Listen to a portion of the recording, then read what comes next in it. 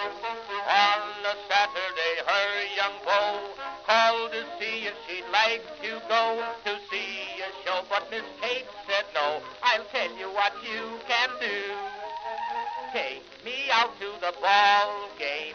Take me out with the crowd. Buy me some peanuts and cracker jack.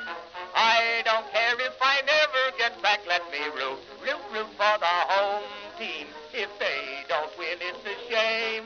For it's 1, 2, 3 strikes, you're out at the old ball game.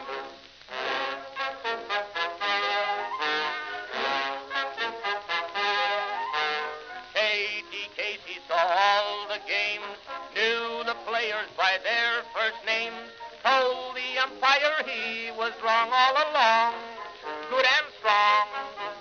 When the score was just 2-2, Casey knew what to do. Just to cheer up the boys she knew, she made the gang sing this song.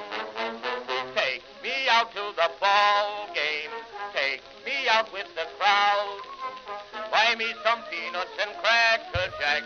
I don't care if I never get back. Let me root for the home team. If they don't win, it's a shame. For it's 1, 2, 3 strikes, you're out at the old ball game.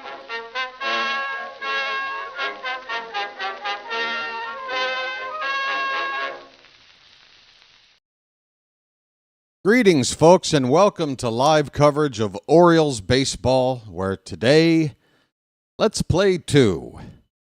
For the 4th time this season, before we've reached the All-Star break, the Orioles will be playing their 4th doubleheader of the season. Today, the final 2 games of this 3-game series against the New York Mets here at Oriole Park at Camden Yards. How you doing, everybody? It's your old pal, the BirdWatcher here. People call me BW for short. That works for me. Folks, we were rained out last night. I don't think I'm breaking any news here, but there is some news that has broke in the past hour regarding the Orioles. We'll get to that in a second. But last time we met, we endured probably, how many times have we said this season? I mean, we've been beaten 22-4 by the Reds. We've gotten beaten by double-digit runs a couple of other times, I want to say. We've had some pretty bad losses, but going up by 4 runs with Brandon Young's performance through those first 5 innings and the offense providing the run support and to see it all evaporate like it did was soul-crushing.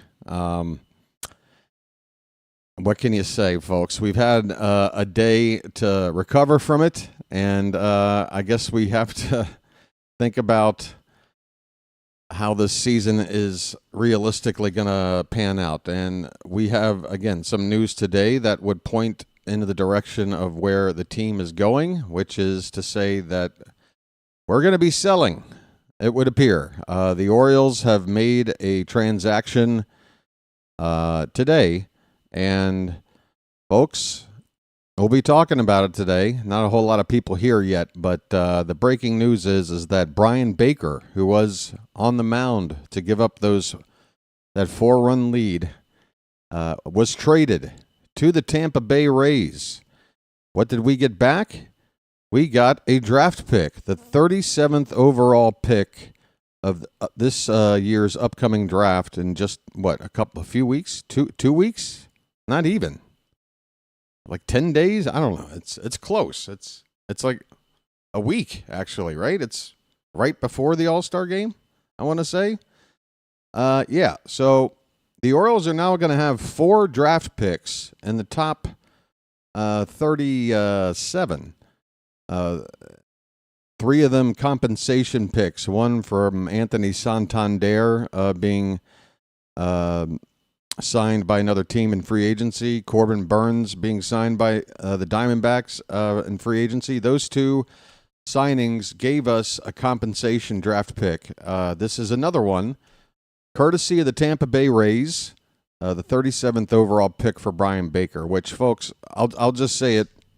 I think it's a good deal. I think it's I think I think it's a very fair trade, and I've got no problems with it. Honestly, it's a really bad end of a run for Baker as an Oriole. It's just a bad way with that performance to be his last one when it was really a solid season up until that point. I mean, he might have had one or two other, not so great performances, but I mean, in general, he's probably been the most dependable, get 3 tough outs late in the ball game arm out of our pen this season.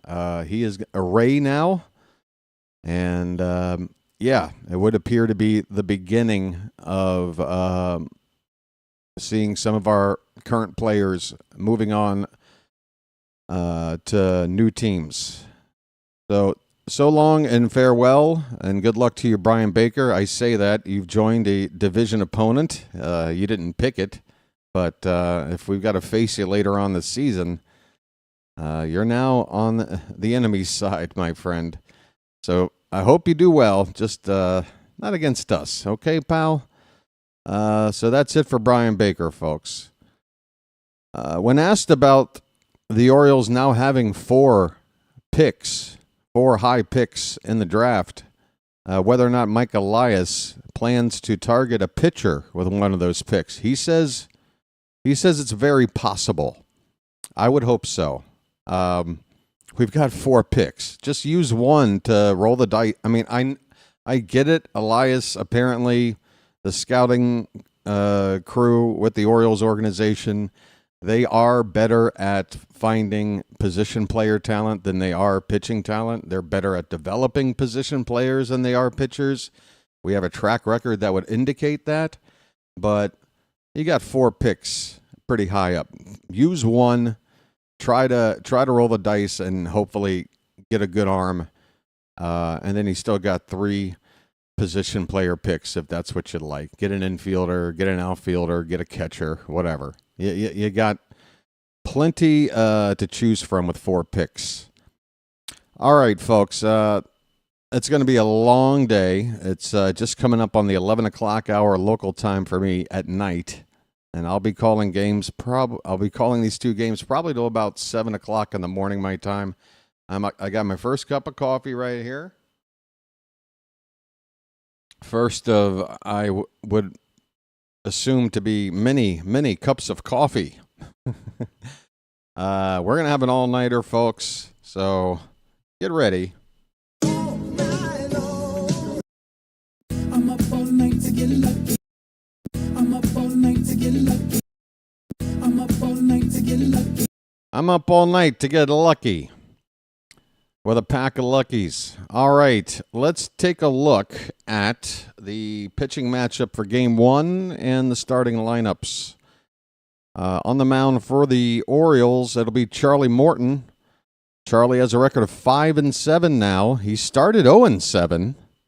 He's 5-7 now, a 5.47 ERA, a 1.55 WHIP, and 77 in the third innings. He's up against David Peterson, a left-hander that has gone over 100 innings, 102, a record of 6-4, a 3.18 ERA with a 1.27 WHIP. He does not give up the home run ball. It's just seven home runs in 102 innings. That is about maybe 2 out of every 3 starts. Not even, or how do I want to put it? For every 9 innings, not even 1 per 9, not even close. Closer to half a home run per 9, really. Yeah, but he does give up his fair share of walks, so maybe we can try and work a few counts and not try to be too aggressive and allow a guy like this to pitch deep into the ball game. We'll see. But it's Peterson versus Morton, folks. That is the matchup on the mound. The lineups for the Orioles.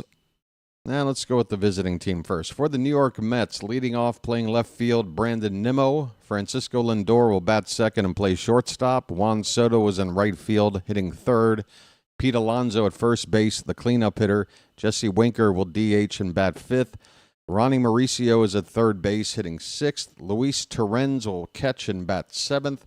Brett Beatty will hit 8th and play second base, and Tyrone Taylor is in center field hitting 9th. For the Orioles, Jackson Holliday once again will lead off and play second base, even though there's a left-hander starting. I personally would prefer to see Jordan Westburg leading off against lefties. But Westburg will bat second and DH in this first game today, which means we'll probably see him in both games. Ramon Laureano will bat third and play in left field. Tyler O'Neill is the cleanup hitter in this first game lineup. He's in right field. Ramon Arias at third base, hitting 5th. Colton Cowser's in center field, batting 6th. Luis Vasquez gets a rare start and is actually hitting 7th above Kobe Mayo, who gets a start here against a lefty. He's playing at first base and batting 8th. Jacob Stallings will do the catching and hit 9th. I mean, Luis Vasquez, no offense, buddy, but you've got one hit on the season. You're not exactly known as a guy that can rake. I know Kobe Mayo hasn't exactly established himself as a slugger in the league yet, but really, Vasquez hitting above Mayo in the order? What does that say about Mayo? I mean, good grief. Protect Cowser. Move Mayo up over Vasquez. That's what I say. But, folks, after after some of those decisions I saw in the last game against these Mets on Tuesday night, I think I'm done. I think I'm done playing fantasy manager. I'm just going to sit here and continue to scratch my head. I've been losing hair in the same spot that I've been scratching my head watching this team and some of the decisions that are being made, but I guess that comes with the job, folks. It's not for everybody. All right. So we've got the lineups. We've got the pitchers. Now let's get the game up on the screen. Should be about 3 minutes until the first pitch.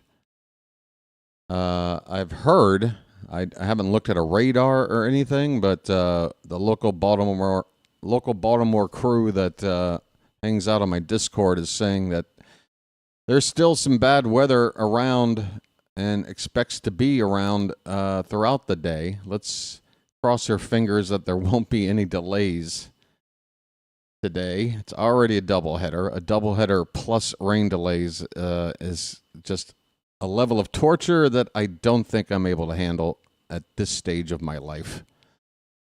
So let's try and get that. Let's try to keep the clouds from opening up. Hey there, Charm City chat. How you guys doing? Thanks for being here. We've got a special day lined up no matter how the Orioles do. Again, we have not had a whole lot of success with doubleheaders this season. We've done it 3 times before. We got swept by the Tigers and won. We got swept by, I can't remember the other one.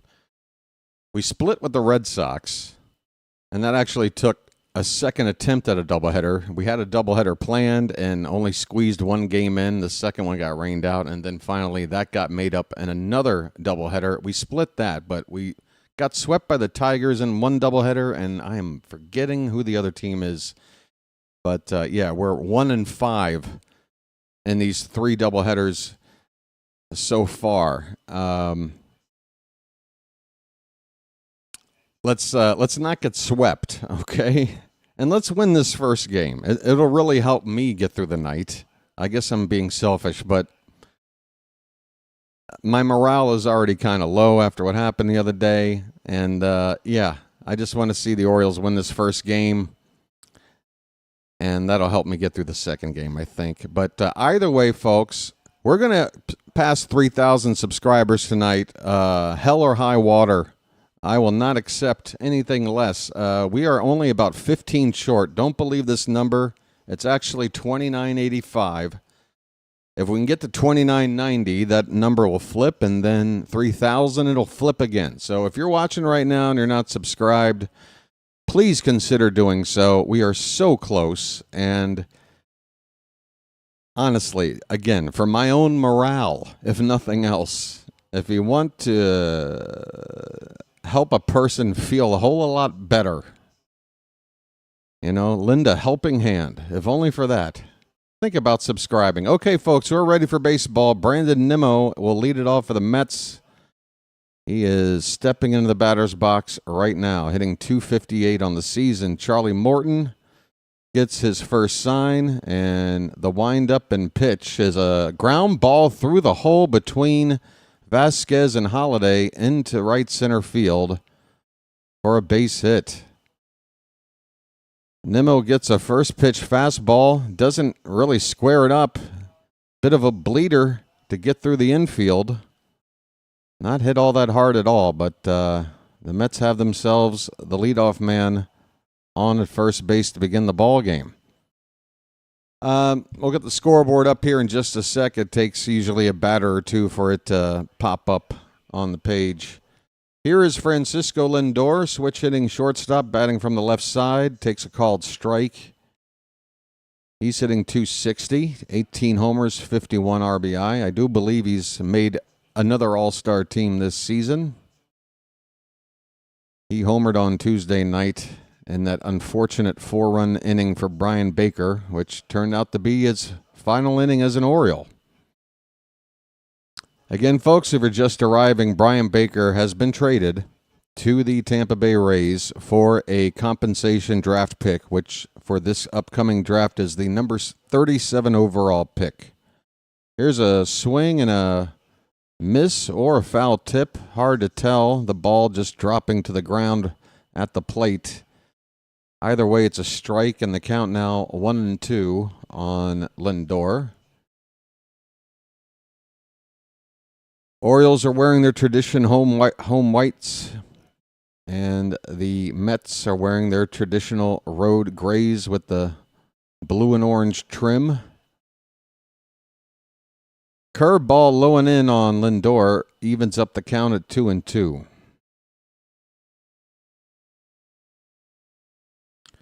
Is that scoreboard working yet? Doesn't look like it. Oh, you know what? I need to change something. That pitch is in the dirt. We got a full count on Lindor. 1 out, just getting started here in the top of the first. Game 1 of 2.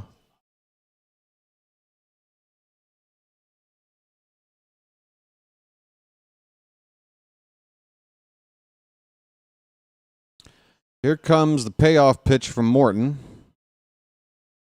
And that is way outside. My goodness. A very, very wild pitch from Morton. And that is a walk following a leadoff hit. First 2 men are on with nobody out. Well, if the first 2 men are on, then I guess it's redundant to say nobody out, but it's going to be a long night. You guys are going to have to cut me some slack. All right. Morton's in trouble. 2 on, nobody out, and here's Juan Soto.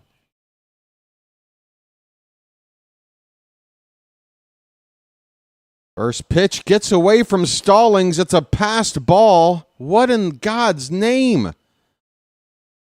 I mean, what in the world? A passed ball all the way. That's not a wild pitch. Stallings just puts his glove up. I mean, that ball's nearly a strike. It's maybe just a few inches outside. And Stallings lets it get away. 2 runners advance to second and third. What a start. Are you kidding me? I can't even look. Second and third, nobody out, and a 1-0 count on Juan Soto. Curveball, that's a strike.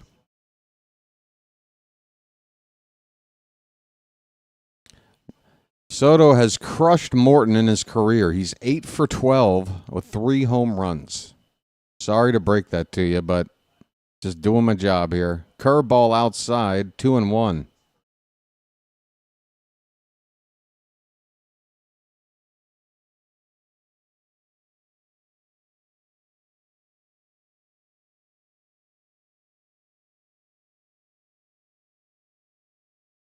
Morton with the pitch. Doesn't even. Curveball, check swing, and Soto went around. Forgive me there. I got lost in my own thoughts. We've got 2 strikes on Soto now. I think. Yeah, 2-2 the count. Really need a strikeout here. Curveball swung on and missed. Juan Soto. Almost looks like he's in a daze after that swing. He looks like he can't believe it. Well, you're going to have to believe it, Juan. You struck out. Go grab some pine, pal.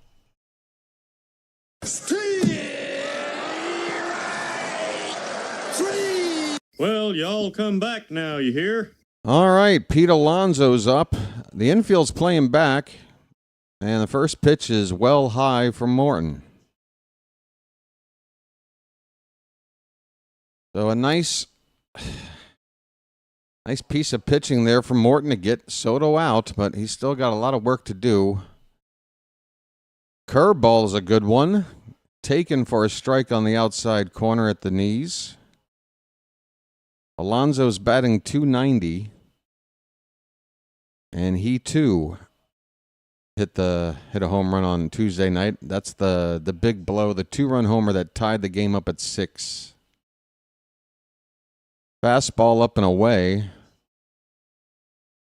Count 2-1. Alonso tied with Cal Raleigh for the most home runs on the season with runners in scoring position. Sorry to report that to you, but when I get some stats in front of me, I got to use them. Pitch low and away on a curveball makes it 3-1. Jesse Winker is on deck, left-handed batter.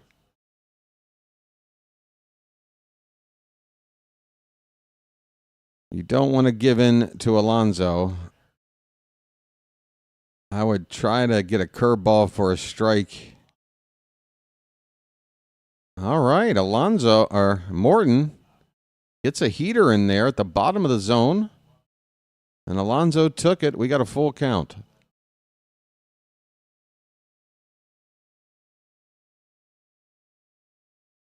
Well, we've worked the count full, Nathaniel. You got to make your best pitch here, I think. There's a ball that got in on the hands of Alonso. He had to fight it off, fouled it away. Still a full count. Alonso does strike out his fair share, as most power hitters like him do.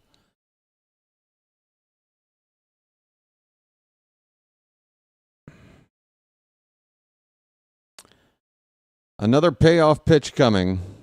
Swing and a miss on a curveball. He got Alonso to chase. Is Morton going to work out of this jam?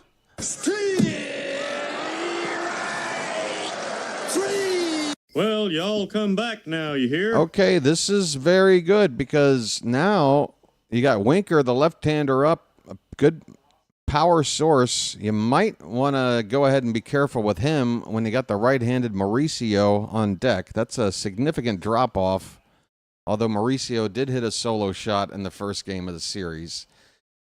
Morton going after Winker, though, on the first pitch. It's fouled away. It's 0-1. Morton looks like he doesn't want to put anybody on. He's ready to just get some outs. Infield is back in its normal depth with 2 down, and there is another foul ball. We got an 0-2 count. We are 1 strike away from getting out of this jam. Morton on 21 pitches. Again, the Mets had second and third with nobody out, with Juan Soto and Pete Alonso coming to the plate. 0-2 pitches off the plate by a foot. 1-2.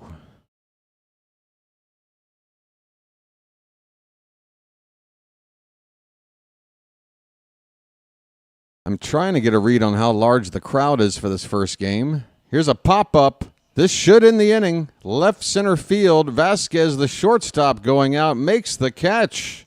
And Charlie Morton, walk that tightrope, my friend. Works his way out of trouble, striking out Soto, striking out Alonso, and then getting a pop-up to end the inning. Bravo. I mean, 5 minutes ago, I was ready to just, Reno, Bucks, Rays, Bolts. I wonder who you root for. Baltimore won the deal. I would agree. Look, I don't think you got robbed. I think Brian Baker is going to help you guys out. I just hope it doesn't hurt us too much head to head. Hey, Froggy, Michael, a couple of loyal and dedicated mods here in the chat.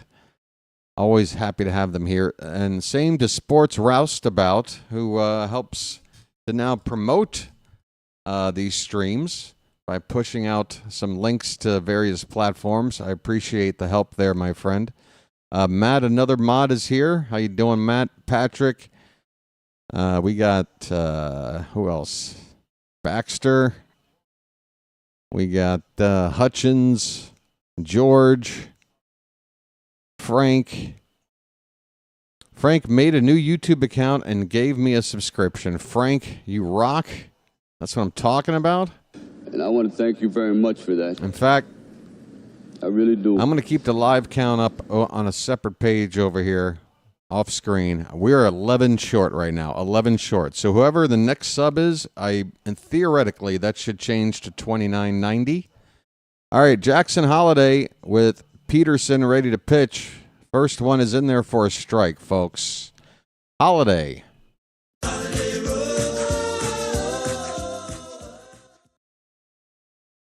That one's lined into center field. It's down for a base hit. Peterson looks like he threw the same pitch on pitch 2 that he did on pitch 1, and Holiday was ready for it. The Orioles have their leadoff man on to begin the ball game, at least in terms of at the plate. And that'll bring up Jordan Westberg. Well, West is that way. Turn on that faucet for Holiday. All right, so we're at $29.90, folks. We are 10 subscribers away from 3,000. And we should be celebrating. Westberg takes ball 1. In fact, I might have a little something to play for that. I don't want it to get in the way of calling the game right now, but a 1-0 pitch to Westberg is hit out toward left center field. It'll be caught out there in center, and that's the first out for the Orioles. Westberg flies out to the center fielder with Holiday still at first base. Let's see, where can I put this? All right, I'll put it here. Let's see if I can find this.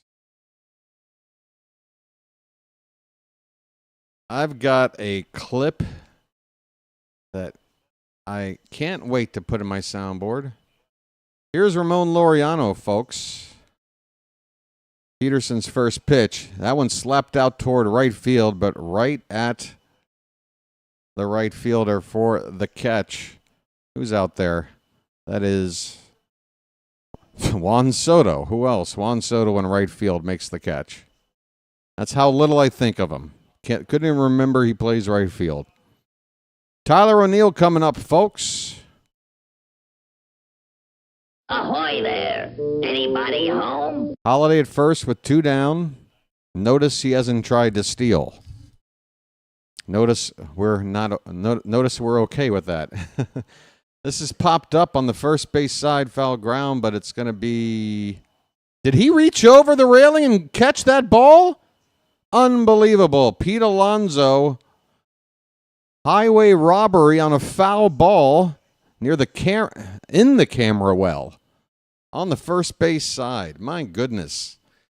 Tyler O'Neill, that at bat goes away, and the inning is over. Holiday is left on at first. We go to the second inning scoreless. All right, give me just a moment, folks. I'm trying to find something here. Where? Now I lost it. Okay, so this soundboard.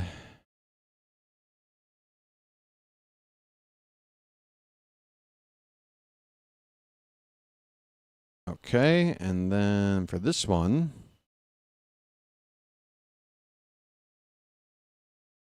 hey everybody, I'm just working on something. All right, folks, let's see if this one works. Who can tell me who this is right here? Oh, wow. Here he Let me comes. show you what I mean now. By the first thing you do is get right up in their face, you point the finger. Then if you can't get close enough, you turn the hand around and kick some dirt. And then if he's missed a strike, you get over here and you put dirt all over the thing. You throw the hat down, you pick it up, you throw it, and then you're so bad, you throw him out of the game. You're out of here.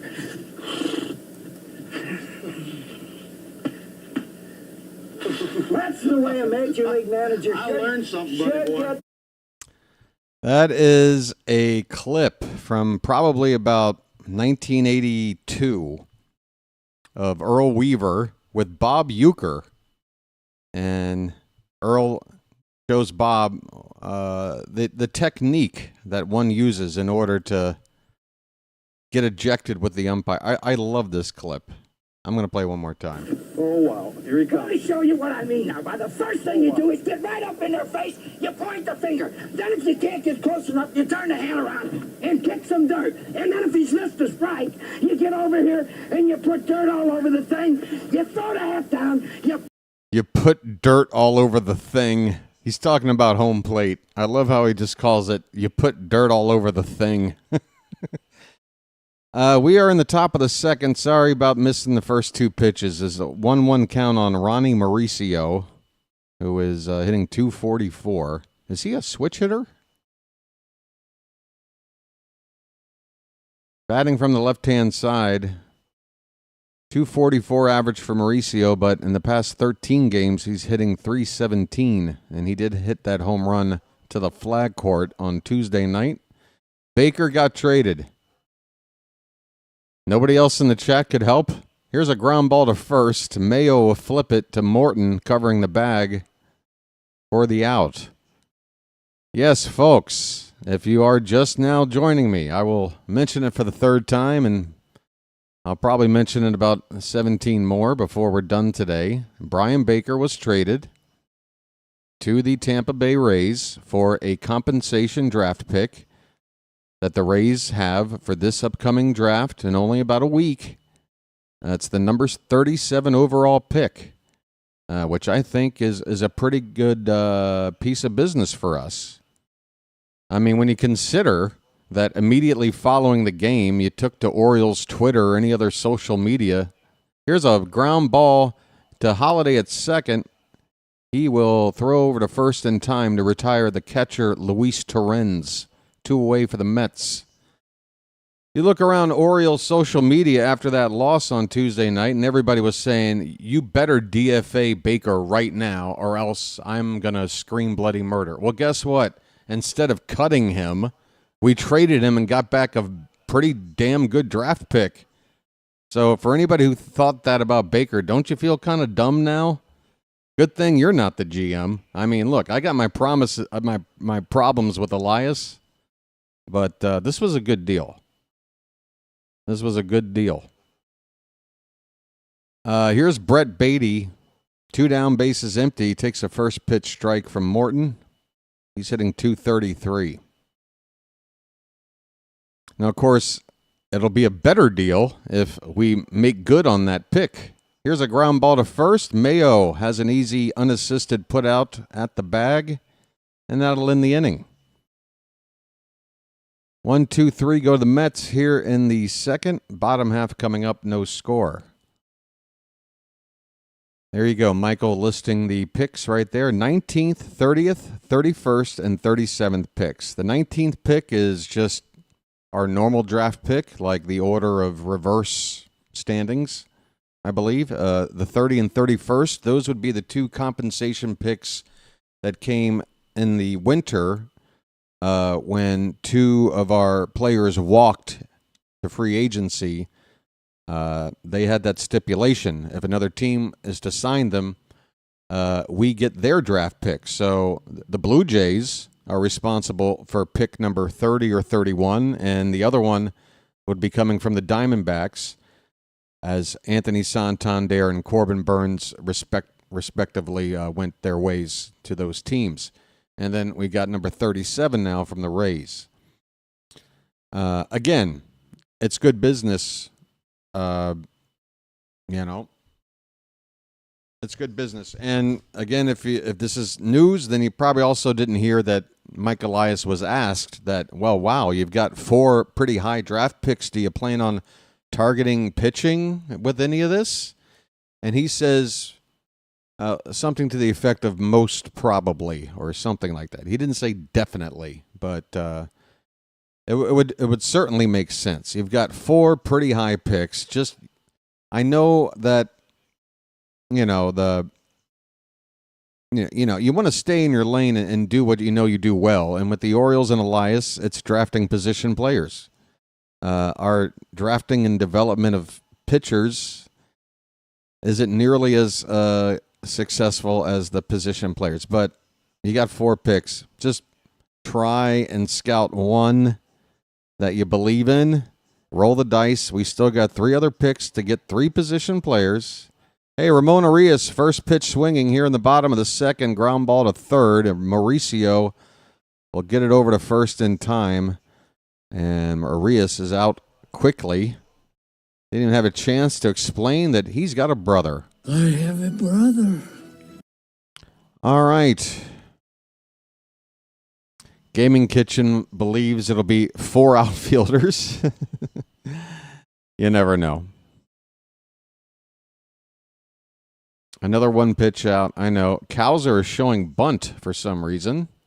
And never intended to because that pitch was right down the middle. He just took the bat back for a strike.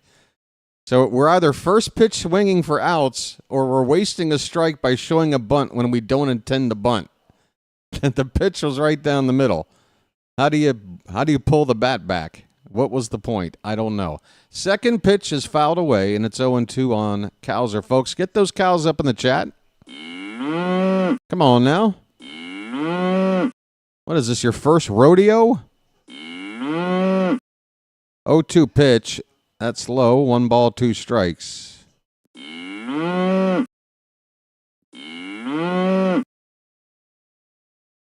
Cowser's hitting .227 coming into today.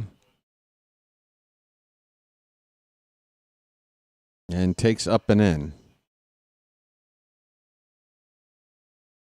I mean, yeah, the Orioles, that was just the 11th pitch of the game. Morton threw over 20 in the first. This is 1 out in the second and a 2-2 count on the second batter, and that was just 11 pitches. It really is. I saw a tweet from Pigtown Sports. Pigtown, if you're around, buddy, I would love to have a conversation with you about being aggressive at the plate and whether or not it's a good or a bad thing. Here's a ground ball to third. Mauricio has it pretty much in the shortstop position with the shift on. And he has made both outs here in the second. 2 ground balls to third. Arias and Cowser for the first 2 outs. At least Cowser made Peterson throw some pitches. Hopefully Vasquez, who's up now, can do the same. Take a pitch, please. He does. It's a strike. Of course, Vasquez, if the Mets have their scouting working well, they probably would just throw strikes, and you probably should be aggressive with him. There's a breaking ball that stays up and away. 1-1 the count on Vasquez. He's hitting just $111. That means he's 1 for 9. But that one hit he has was a big one for us. That pitch is inside. So after a first pitch strike, Vasquez gets a 2-1 count.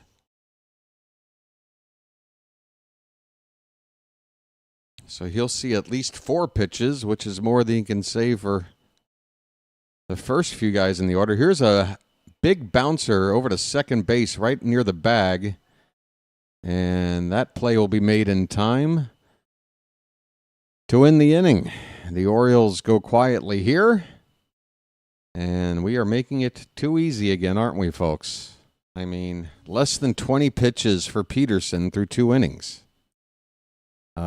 What are we doing? 17 pitches. 2 innings. 7 total batters. 17 pitches. That's 2.5 pitches per batter. What are we doing? I want to go into more about the tweet I read from Pigtown Sports, and I do like reading his statistical research. He had something up today talking about how Ryan Mountcastle has a history of doing well by going after the first pitch. And in my mind, I'm thinking, okay, that's nice to hear and all, but I'd like to know from Pigtown. I mean, are you just is your general philosophy is that going after that first pitch is the best move? I mean, because that seems to be the Orioles organization's philosophy, is that, you know, the best pitch you're going to get in at bat is typically the first one. But I just think it's not healthy for every player on the team I mean, I don't think any one player should do it all the time, but if it's the entire lineup's philosophy, well, you're looking at what can happen when you do that. 17 pitches, and we've already put up 6 outs on offense and only making the pitcher throw 17 pitches. It's just, to me, I will, even though the game evolves and maybe I'm getting old and it's passing me by, but to me, some things don't change over time. And to me, working counts and making the pitcher, you know, work is a recipe for success. I don't know. Tyrone Taylor's at the plate, top of the third, and on a 1-0 pitch, he lines one down the left field line, but it is foul. 1 ball, 1 strike on Taylor.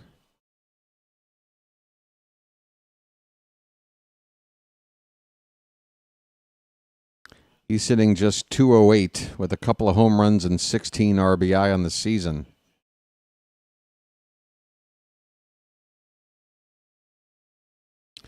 So Morton threw 30 pitches to get through the first 2 innings, compared to Peterson's 17, just as a comp.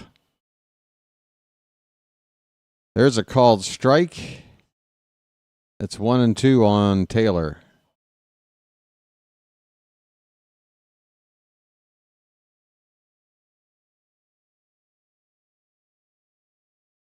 That one is low.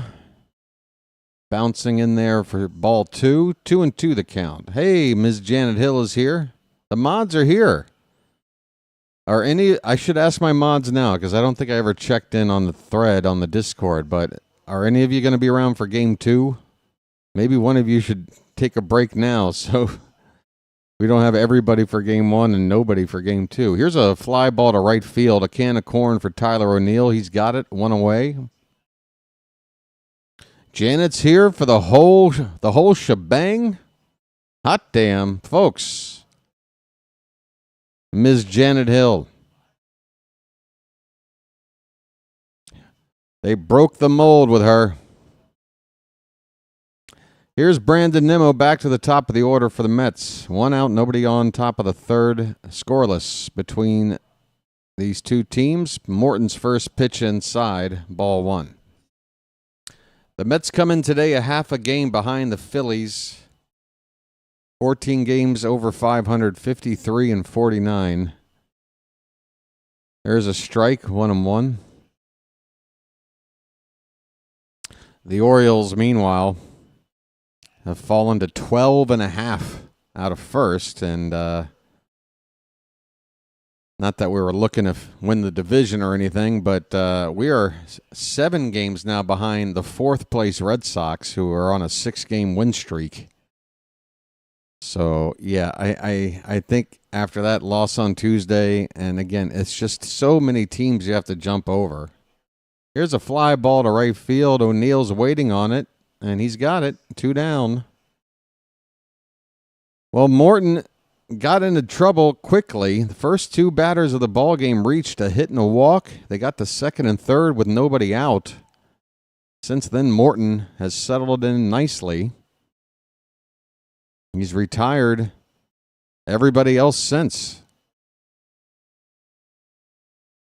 That's 8 in a row retired now by Charlie Morton.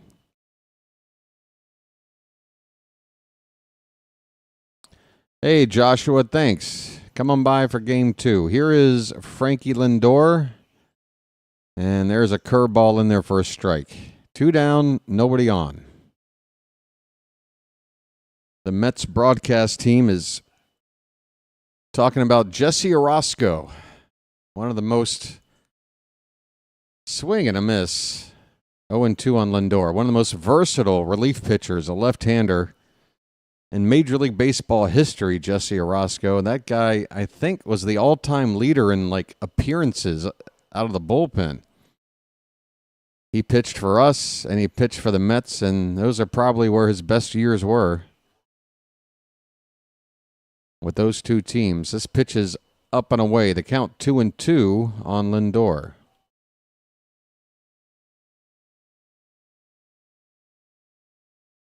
Morton working fast. That's a line drive, base hit in the left center field. And that ball will get back in. Laureano is in left, Cowser's in center, and O'Neill in right today. 3 lefties that would normally be in the lineup are out against this lefty starter. Gunnar Henderson, Ryan O'Hearn, and Ced Mullins. I'm sure they'll all be in the lineup for game 2, no matter who the Mets go to. And the Mets have not announced a game 2 starter yet. They may wait and see what kind of shape their bullpen is in before deciding. Here's a soft grounder to second, and Holiday bobbles the ball on the transfer, and he tried to recover, but no time. And we almost caught Soto not hustling to first base because Holiday drops the ball out on the transfer. But Soto going so slowly down the line, Holiday almost still had a second play here. But Soto beats it out. It should be an error on Holiday, and it is. So Soto is on at first.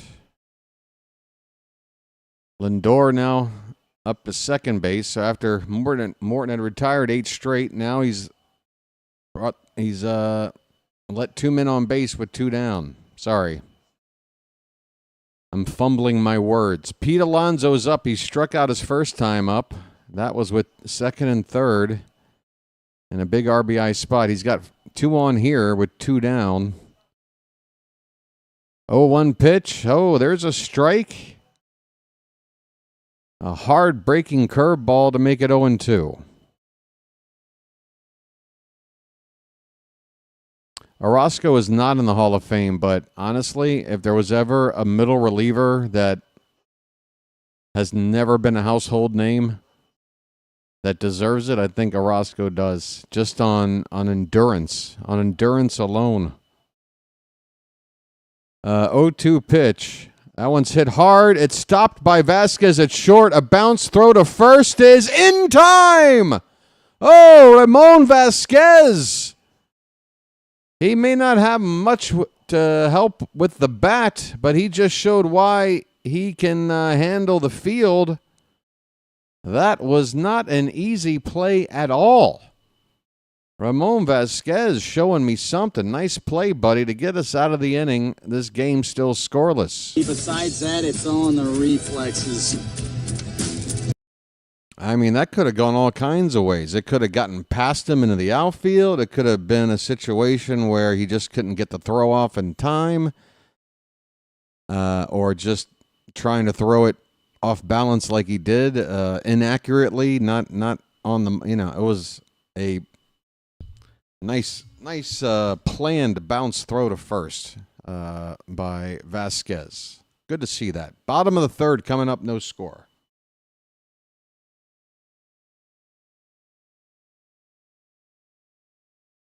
Oh, boy. Hey, folks, we've got about 100 people here right now. 44 of you have hit the like button. This is just a gentle reminder. We've got a doubleheader today, and we've also got a celebration, hopefully, on tap 3,000 subscribers just a handful away. But we do have another assignment, and that is to get those likes up. We're at 44. We're at 45. There's over, wow, as soon as I said there was about 100 people here, 15 people immediately left as soon as I suggested to hit the like button. Is it really all that bad? Is it scary? I don't know. I got to figure out new and interesting ways to suggest this to people. Anywho, yeah, we are now 10 short, folks. We're up to 29.90 on the subs. So did it change? Did it change on the screen? Let me see. It did. Okay, so the sub count does work. It just only updates every 10 subs. So next time that number changes, we're going to have something to celebrate, all right? Kobe Mayo's up, folks. Just get it all on there. Just get it all on there. Just spread it out. Spread it out. Spread that mayo from one corner of the slice of bread to the other. Get it all on there. 2-0 on Mayo. Ground ball to third base. Mauricio with a nice pick. Throws across the diamond in time. 1 down. Mauricio's been busy early. He's made 3 of the 7 outs so far. 3 of the 7 outs, yes. Here is Jacob Stallings, number 9 batter in the lineup. And he goes after, Stallings is going after the first pitch?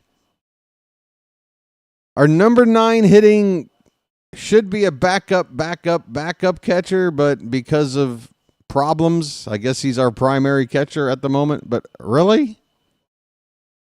Second pitch swung on, fouled away. It's 0-2 on Stallings. We can't even get, dudes who can't hit to, take a pitch? This is ridiculous. Peterson's still only on 22 pitches. That's 1 out in the third. Morton had to throw 21 in the first. How is this philosophy? Tell me again how this philosophy works. I get it. Sometimes it'll spark a huge rally inning because some pitcher out there just keeps getting lit up. But in general, this is not a good philosophy. 2-2 pitch, swung on and missed. Stallings strikes out, 2 down. Eventually it got to a 2-2 count, but that first pitch was probably a ball. So instead of 2-2, he would have been at 3-1. I don't know what's going on. Here's Jackson Holliday. He did not swing at the first pitch back in the first inning, and he got a base hit. He takes up and in for ball 1 on a breaking ball. Come on, Jackson.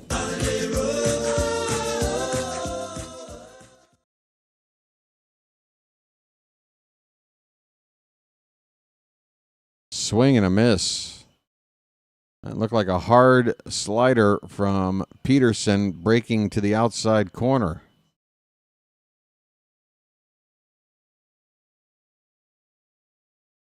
One is in there. That's probably the heater at 93. 1 ball, 2 strikes.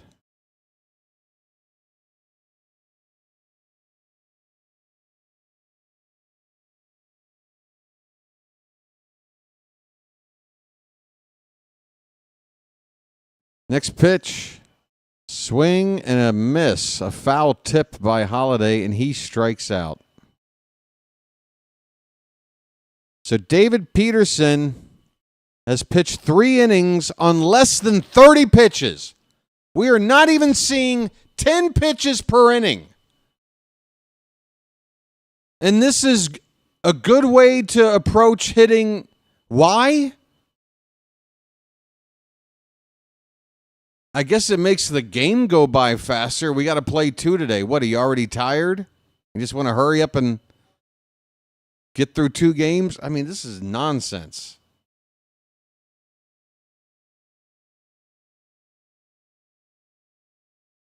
What has going after the first pitch and being super aggressive gotten us? 1 hit, the first batter of the game. The next 10 guys, or the next 9 guys, 2 through 9, and then Holiday coming up a second time. So 9 straight hitters to follow. Hasn't produced a damn thing approaching Peterson the way we have. Yeah, that's the other thing. And this is why you make a pitcher work, so that you get in their bullpen earlier and tax them. And when you play a 3-game series, by the time you get to that 3rd game, if you're doing the right things, it can help you win that 3rd game. I mean, folks, do we have to start from scratch baseball 101? This isn't like,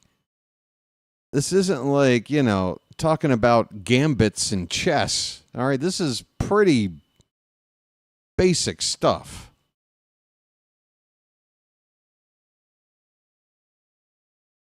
Basic. Take a freaking pitch. Unbelievable.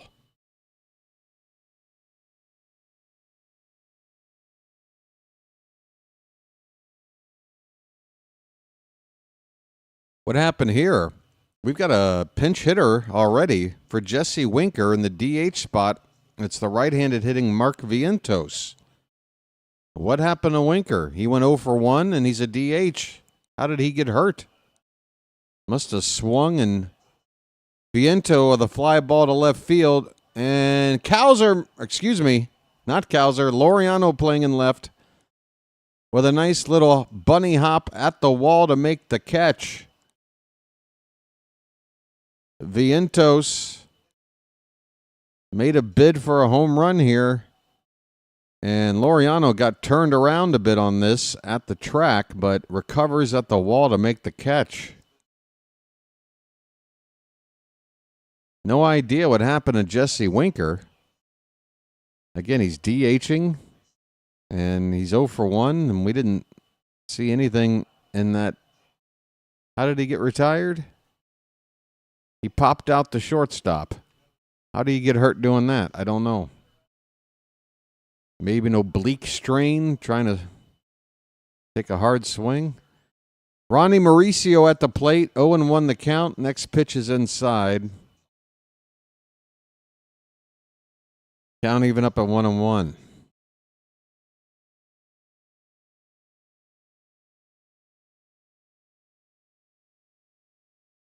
That's fouled at the plate off of Mauricio, and he'll walk away to shake it off.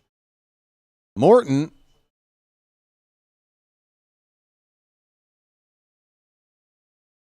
I mean, oh, God.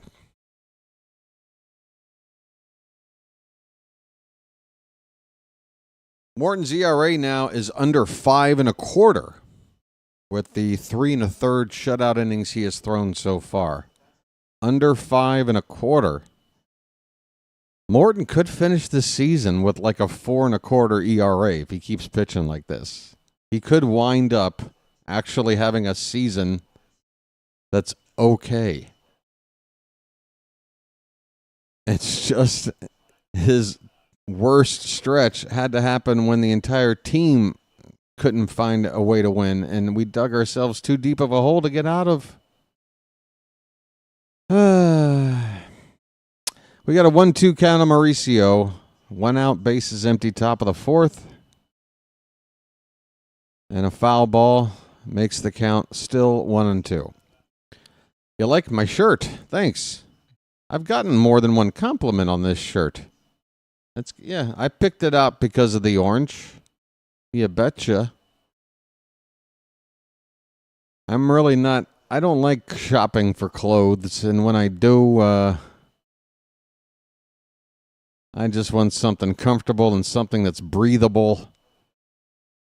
But if I can find something with a little dash of Oriole color in there, like shirts like these, they came in with the purple design, blue design, every primary color you can think of or whatever. And I'm like, yeah, give me the orange. Give me the orange. Can I refresh the screen? Sure, give me just a sec.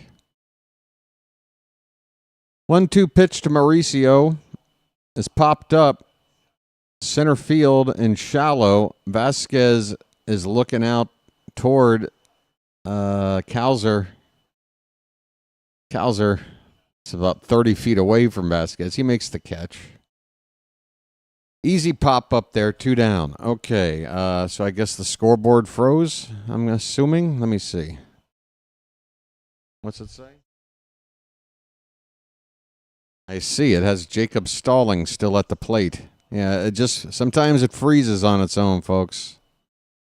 What can you do? What can you do? Here's Luis Torrens, 2 down, nobody on. First pitch is ball 1.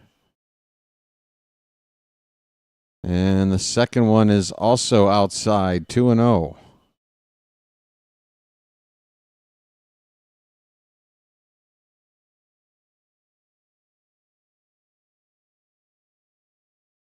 Two-0 pitch. Over the plate but low, 3-0.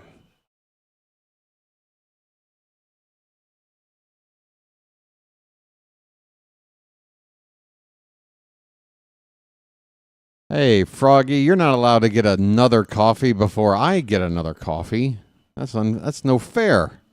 I'm still on my first cup, and it's already room temperature. 3-1 the count on Torrens.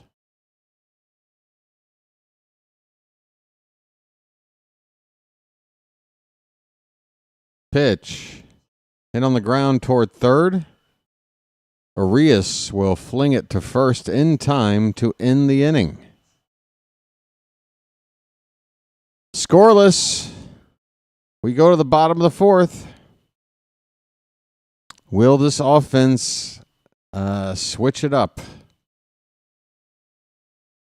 The second time through the lineup here. I hope so. Those first 3 innings were just wasted. Pretty much wasted. Hitting-wise. Morton's doing great. Hey, Carl with a super chat. How do you like that? I love an early super chat on a doubleheader. Really helps the morale, folks. Message for you, son. No, nothing in text form, but a donation And I want to thank you very much for that. I really do. And I really appreciate it, Carl. Thank you so much. Checking in on that sub count, folks. We are 9 short. Folks, we are trying to get to 3,000 subscribers today. If you're watching right now, you're going to want to be a part of the first 3,000. You're not going to want to be a part of the next chunk of 1,000 people. The lower the number you get, the more clout you have, folks. I see people in here all the time going, I was with you since subscriber number 225. Now, you're never going to get 225, but you can definitely get something below 3,000. I don't know. This is not... Is this enticing you? Why would it? Who cares? Look, the fact of the matter is, this is a great channel for watching Orioles baseball, or just if you like baseball in general. I call it a pretty good game. And we got a great community here. The content is always free and pretty dependable. So that's the deal. If you subscribe, you're just joining a community of people and helping a channel grow. A grassroots kind of channel. And we're really hoping to celebrate hitting 3,000 today. It's a nice milestone for a channel that's in the halfway point of its second season, I guess you could say. Hey, what do you know? 29 pitches through the first 3 innings is the fewest David Peterson has ever thrown in his major league career. I'm so proud that our offense was able to give Peterson that distinction. Westberg takes ball 1. That's already a better inning. Come on, Jordan. Westberg takes ball 2. I see a pattern forming. West is that way. West is that way. What are you going to do next? Take another ball? Westberg takes ball 3.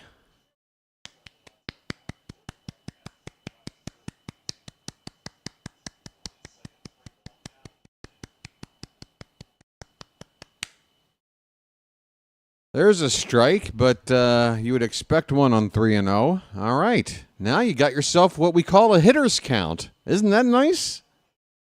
Now you have an advantage over the pitcher and can look for a certain pitch in a certain spot and do something with it. Pitch. Line drive, base hit, left field. Westberg is on. It's almost like this is how you should hit. Folks, I got to go full screen here. All right, where's my other hand? My hand's getting chopped off. Hold on. There. Right? Like, anybody with me here? Like, again, not rocket science. Immediate results. Immediate results. Hello. Here's Ramon Laureano. First pitch off the plate outside. Ball 1. Ramon just threw a rock at me.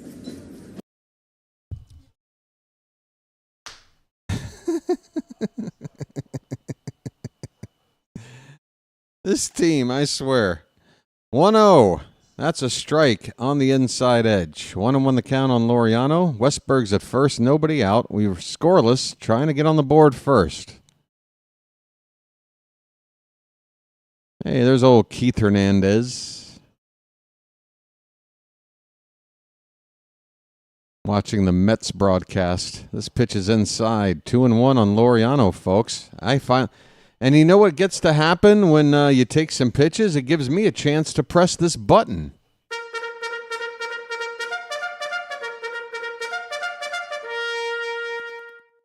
Isn't that nice?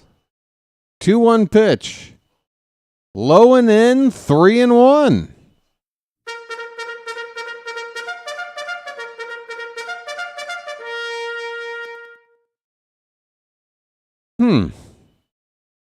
Well, isn't that special?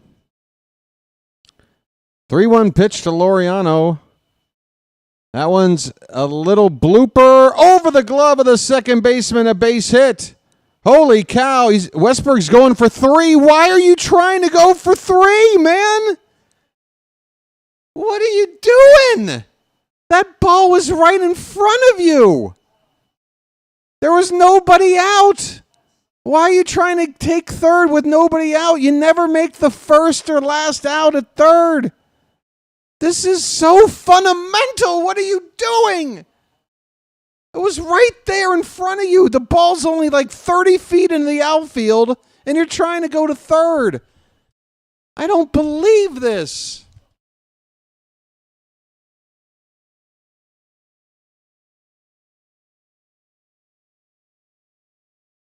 I am absolutely gobsmacked over here. I praise Westberg for his baseball IQ, but this is probably the dumbest thing I've ever seen him do. Tyler O'Neill's got a 1-0 count, and he takes a strike, 1-1. Unbelievable, man. I mean, just how? Ahoy there! Anybody home?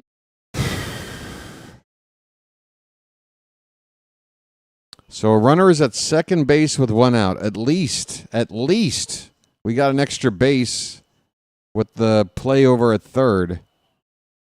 Here is a fly ball to right field. Soto with the catch, and Laureano will tag and go to third. But there's 2 down. See, with nobody out, that fly ball would have moved Westberg to third with 1 out. Laureano probably stays at first. It's just, what are we doing? Ramon Arias, please pick us up. 2 down, runner at third. Takes outside for ball 1. I mean, I have a brother. like, I don't know. Is Buck Britton over there, like, telling Westberg? Is he shouting, like, dude, keep going, keep going? Like, did Westberg even make that decision? I don't know. I know Britton likes to be aggressive. He might have coaxed Westberg to try to make it the third. I couldn't tell. 1-1 the count on Arias.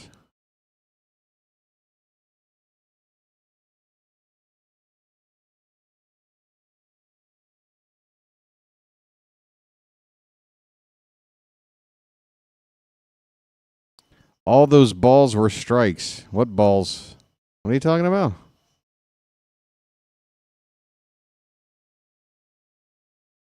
Two and 1 the count on Arias.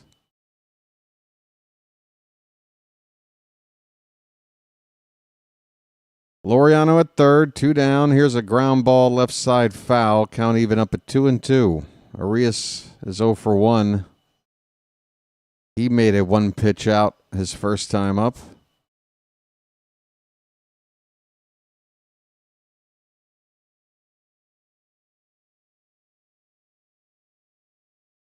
Huh. I didn't notice. I'm guessing you're a Yankee fan or a Mets fan, Michael? 2-2 the count. I'm just going to guess you're a Mets fan. Which is fine. But would explain. 2-2 the count.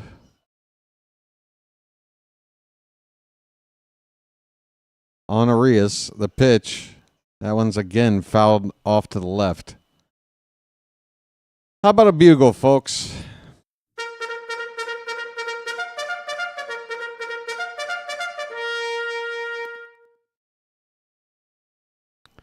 Peterson's at 48 pitches. We've got him up to 12 per inning now instead of under 10 with this inning here.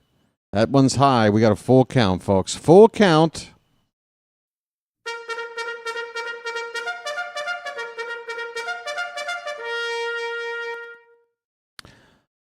All right. 50th pitch of the afternoon for Peterson is a pitch that is tapped foul. Left side. We'll do it again. I don't know how Arias pulled that ball. That pitch was a breaking ball on the outside edge.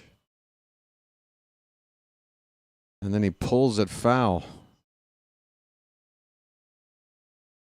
Carl, I'm still waiting to see like a big, like wide shot of the ballpark where I can see the upper deck. I have yet to see it in this broadcast. I'd only be guessing what the crowd size looks like. I mean, it looks like a lot of people sitting in the outfield seats and left, and that's a pretty good indication of a nice crowd. But then I'm now looking over Peterson's shoulder along the first base line in the lower bowl, and there's a lot of empty seats there. So I'm still waiting on a wide shot to see exactly what kind of crowd we got here. We got a 3-2 count still on Arias. 2 down. Laureano still at third base. Another payoff pitch. Fouled back again. How about Ramon? He is single-handedly making Peterson work his way back toward a more, a better pitch count for us. 52 pitches now. Another pitch. Line drive by Arias to left, but it's right at Nimmo. He has to go to ground while making the catch. He didn't necessarily have to. That ball was caught if he was standing probably about thigh high, but he went to ground, makes the catch, and the inning is over. It was hit on the line by Ramon, but right at Nimmo. All right, well, if nothing else, the Orioles made Peterson finally pitch. My goodness, 29 pitches through the first 3 innings, and just then 24 in 1 inning. That is better. So 53 pitches now in 4 innings. That is, what is that, about 14 per? Not even. 13. 13 and a little bit left over. That's a lot better than less than 10. Trying to get it back on track. The Orioles have 3 hits and the Mets have 2. Morton has given up the only walk from either pitcher. Both pitchers have 2 strikeouts. Why does Orioles don't get on the board? Hold on, I'm going to read this again, and hopefully it won't short-circuit my brain. Why does Orioles don't get on the board? I'm sorry, the BORAD. All right, I'm gonna have to start over again because I got a brand. I didn't realize it was a BORAD. Okay, why does Orioles don't get on the BORAD? Well, first of all, is this a rhetorical question? Is this sort of more of like a philosophical debate? Is this like, is there a real answer for this, or is this more of a philosophical debate? Why does Orioles don't get on the BORAD? I guess is as good as mine, Seth. I've been scratching my head wondering for years now. Because I've seen other teams get on the BORAD. I have. And they don't seem to have as much trouble getting on the BORAD as we do. But when you ask why does Orioles don't get, why does don't? That's where I just can't help you. It's over my head. Out of my league. We got Brett Beatty up, folks. For the Mets, leading off the top of the 5th, and Morton has a 2-1 count on him already. Here's a curveball to even it up at 2-2. I hope I've answered your question as best I can. I never really got any kind of a reply. All right.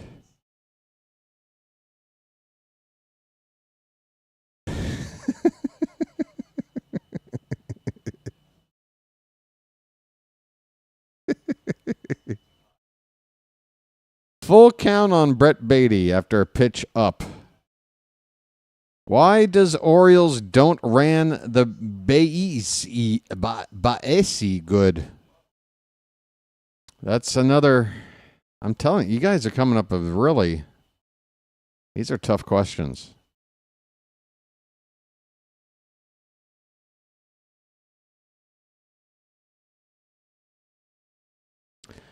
Payoff pitch to Brett Beatty.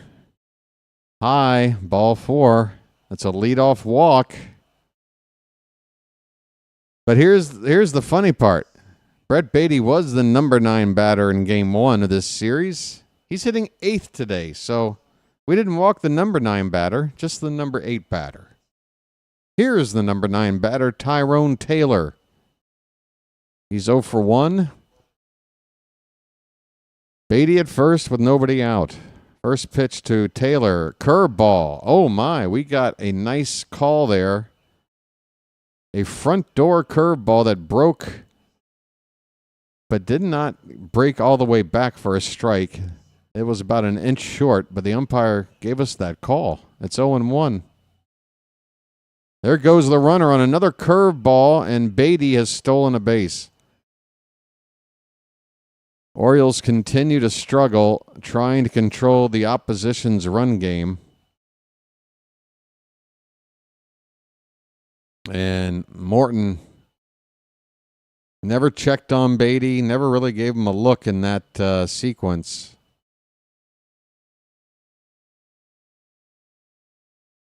So still nobody out. That takes the conventional double play off the board. It's an 0-2 count on Taylor, and he check swings on a curveball in the dirt. First base umpire on the appeal says he didn't go. We're in the top of the fifth, folks. First game of a doubleheader, and we are still scoreless. The Mets at the plate. Nobody out with a runner at second base, and Tyrone Taylor has a 1-2 count. Pitch. Curveball, low and away, evens up the count 2 apiece. Folks, I got to check in. How we looking? Anybody new? We are, holy cow, we are 5 subscribers away from 3,000. Just the 5. Just the 5. 5. Here's a fly ball, and it's trouble down the right field line into the corner. Beatty will score standing. Taylor will make it to second easily. A stand-up double to give the Mets the first lead of the game. It's 1-0 New York. Opposite field hit by Taylor. And O'Neill was way shaded toward left or right center. He had a long way to go to get that ball down there in the corner. So that's the number 9 hitter crushing us again. Another number 8 and 9 hitter. A walk, a stolen base, and an RBI double.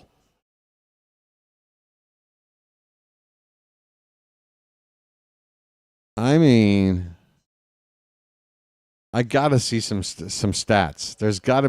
There's a stat for everything. Somebody find me the stat for opposing teams' 8 and 9 hitters against a pitching staff. And I'm telling you, we've got to be at the bottom. So Brandon Nimmo's up. Lineup for the Mets. 3rd time through now. Morton's on 75 pitches with nobody out in the 5th. And a run in. Wow. Another generous call from the ump. I got to tell you. Somebody said, somebody was saying that all those pitches were balls. Well, I'll tell you this. 2 pitches in this at-bat were called strikes that were not.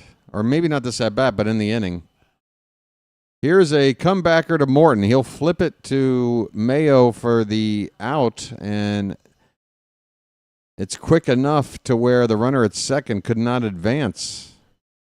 I'm a little bit surprised he didn't advance.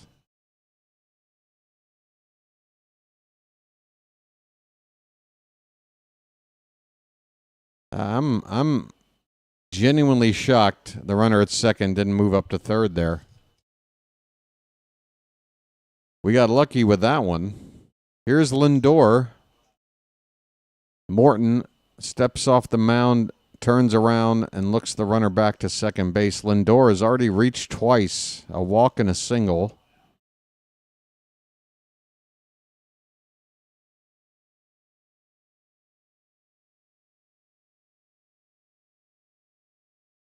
Swing and a miss or a foul tip. Either way, it's 0-1 on Lindor.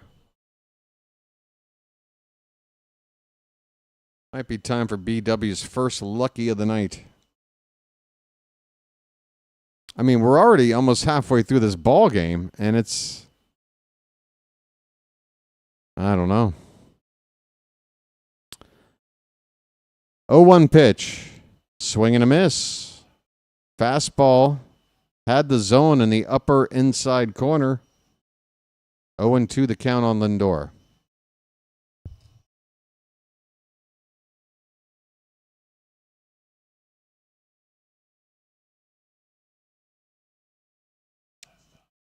'80th pitch by Morton is hit out toward left field. Laureano is there. He's got it, and he fires it towards third with that cannon arm of his. Man, he loves to show that arm off. Runner at second, not even thinking about it.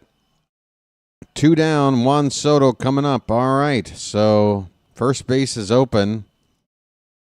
Runner at second. Alonso on deck, the right-hander. We know what to do here, right? Now, I'm not saying you put up 4 fingers. You just don't throw a pitch in the zone. You just don't put a pitch in the zone. Now you can complain. I am glad Taylor gave you something to complain about. What's the deal, Michael? Do you just want to hang out in my chat and just be an antagonist? Well, come back in half an hour and try again. Thanks. Thanks, bud.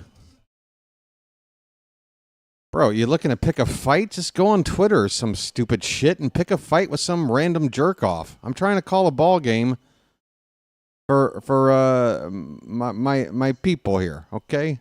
My people. I'm Moses now. Like, honestly, take a hike, dude.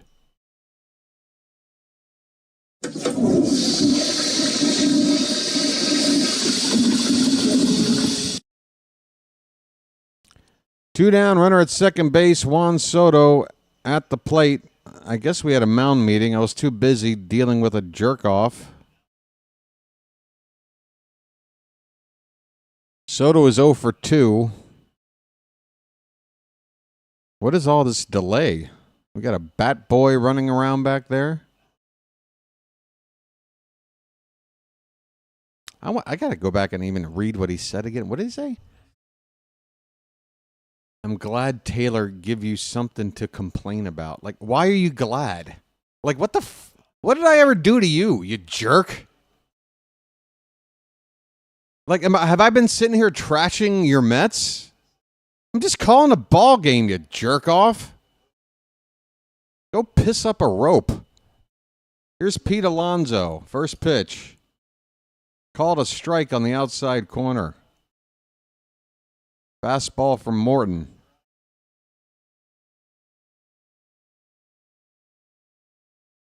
All right, we got to get this out. Curveball popped up. All right, that should do it. O'Neill has it in right. The inning is over. The Mets take the lead here in the top of the 5th. They lead it 1-0 halfway through. All right. Don't censor them or block them. Just let them vent. No big deal. Who are you talking about? You talking about the guy that was just here to simply trash talk me? He got my attention twice, and both times was to be antagonistic. What do you want me to do, Rod? Become his best friend? Like, I'm sorry. You show up and you've never, like, introduced yourself. You're not even trying to interact with anybody here. You're simply here to just bust my balls.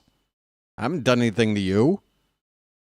If this were to happen IRL, in real life, you meet me in person, you act like a jerk off when I haven't done anything to you. How do you think I'm going to treat you then? I'm supposed to just say, that's just how he is. I don't know you from Adam. All right? It's called first impressions. Try to make a better one than that next time. I don't know what to tell you. Anyway, moving on. Oh, boy. Well, that probably dropped the sub count down 1. We're still 5 away. All right? There you go. There's the update. Good grief. It's definitely time for the first lucky tonight. Stand by, folks. We're having fun. Now we are having fun.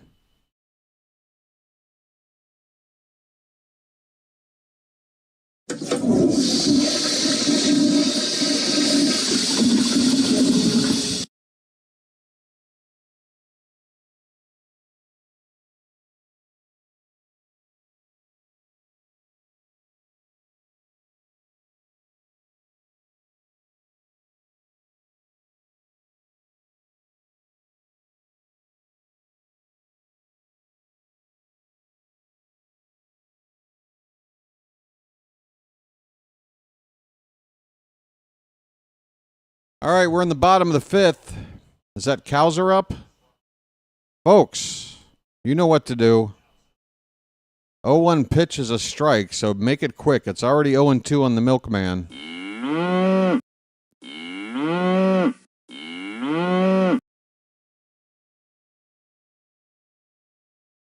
That one's up and away. 1 ball, 2 strikes on Cowser. We're in the bottom of the 5th. The Mets have taken the lead in the top half of the inning. It's 1-0 New York.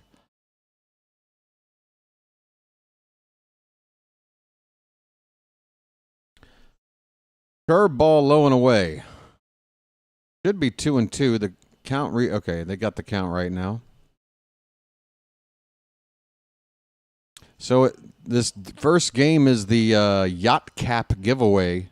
That's a called strike 3 on the outside edge. And Cowser goes down looking.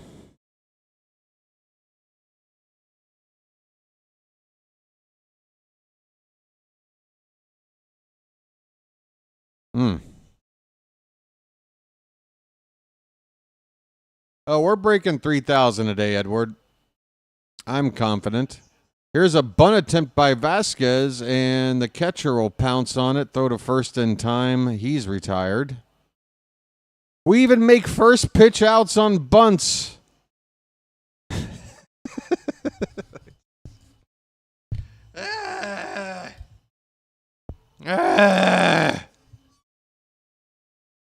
Oh, my God. Yeah, what's the next giveaway? The Marianne short shorts?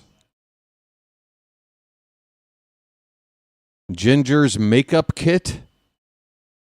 What the hell else are they giving away? I mean, clearly this season has been like a trip on the SS Minnow. You might as well keep up the whole Gilligan theme. 1-0 pitch to Mayo is popped up, foul and out of play. 1 ball, 1 strike. Just get it all on there. Just spread it out. Maybe we'll get a special guest appearance by the Harlem Globetrotters.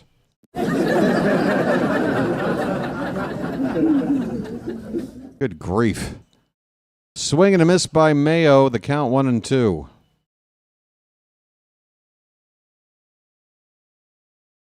All right, I got a wide shot. All right, I'd say there's probably, well, I can't really see the upper deck, but the lower bowl's pretty full. Pretty full. There's over 20,000 here, I'd say. Without seeing the upper deck.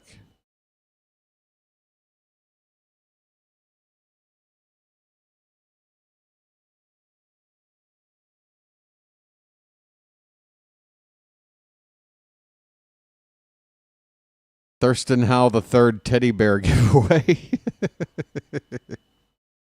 I forgot about the millionaire and his wife.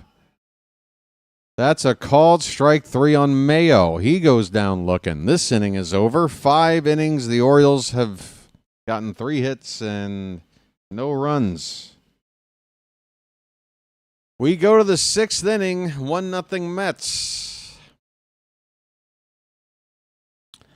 Just sit right back and I'll tell a tale of a baseball team.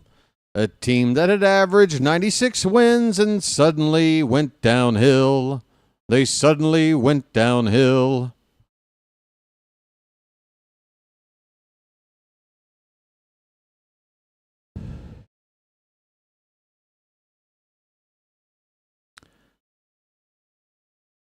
How could I forget? I don't know.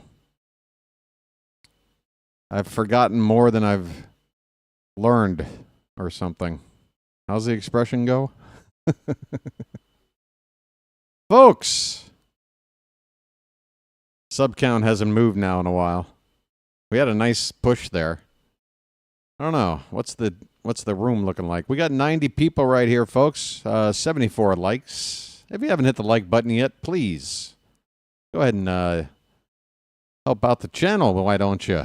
Just tap that thumbs up at the bottom of the screen. That's all you got to do. Yes. You know, I never could really get into Gilligan's Island. Even as a small kid with all the reruns and a little kid, you'll watch basically anything. I just thought that show was just very repetitive, I guess. It was always just kind of the same episode over and over again, it felt like. And I don't understand how the professor can, like, make a radio out of coconuts, but he can't, like, just build a boat. Tom Hanks figured it out, and all he had was a volleyball. All right, we're in the top of the 6th. Mark Vientos is up for the second time after coming on in relief of Jesse Winker. Still don't know what happened to him. He flew out to the left field wall, and that first time up, my game just froze. And that ball's hit hard in the left center field. It's down for a hit. It'll be cut off before it gets to the track. Laureano trying to show off the arm. The throw's at the base. Where's the tag?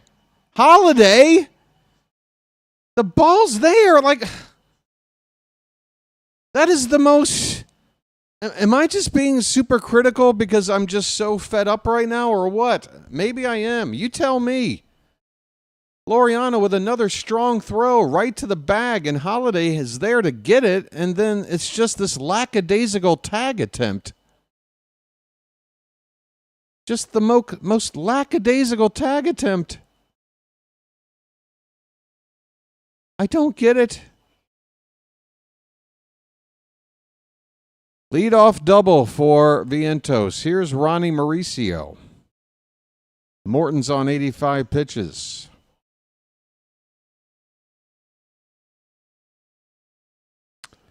Swing and a miss. The count is 1-1.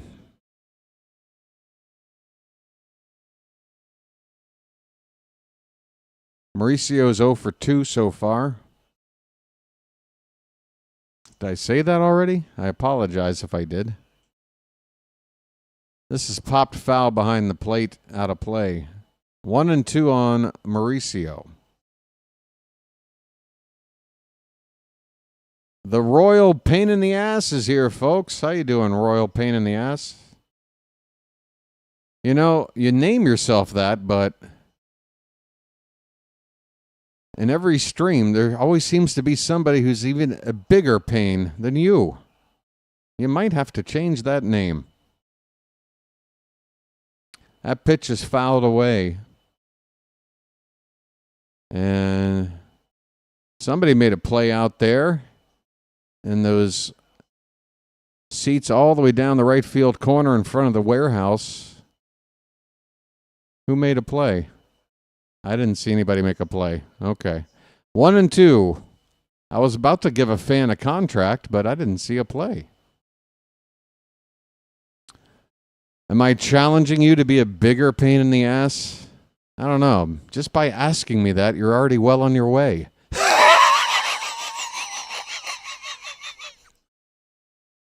Hey, we got a mound meeting. Stallings is out to have a chat with Morton, who is probably nearing the end of the line here, closing in on 90 pitches.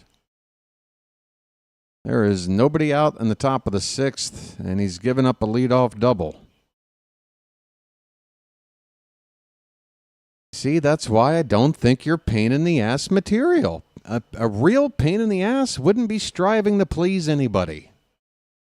You're a walking conundrum, you royal pain in the ass. I'm sorry.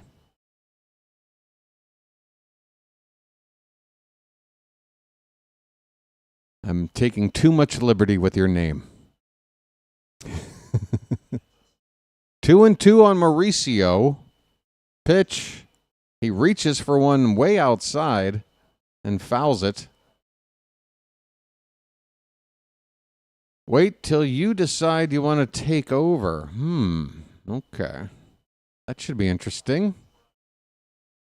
Folks, Royal Peter will be calling Game 2, which will be starting about 5 o'clock Eastern.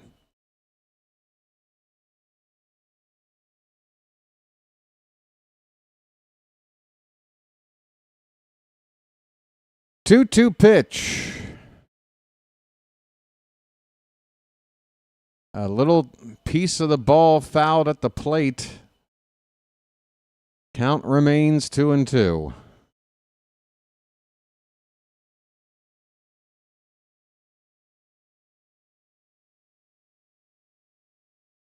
Hey, why did Matt get rid of all Peter's messages? What happened? Peter just got swing and a miss. And Mauricio strikes out.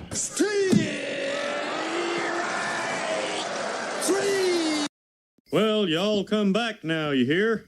Did the pitcher batter board freeze again? Sure. I don't monitor that. You guys are going to have to tell me if it freezes. Appreciate it. Yeah, what happened with Peter there, Matt? Me and Peter were having fun. Here is who's up? And what happened to the scoreboard? Whoa, what happened to the scoreboard? Grant Wolfram is getting loose for Baltimore. I guess that's who he called up to replace Brian Baker. I was waiting to see who was going to replace Baker, but by the time I went live, there had not been any kind of announcement. 1-1 pitch to Luis Torrens is a swing and a miss. Torrens at the plate is he's 0 for 2. He's got a 1-2 count. Runner at second, 1 out. All right, let's try this. There, that's better.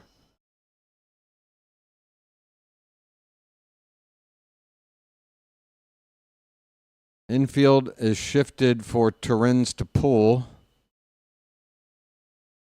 Holiday playing close to the second base bag. Here is a ball lifted toward left. Laureano goes into a slide and makes the catch. Nice play out there, Ramon. Besides that, it's all in the reflexes. Let's 300K. That's right, folks. We are just 996,005 to go. To get to 300,000, folks.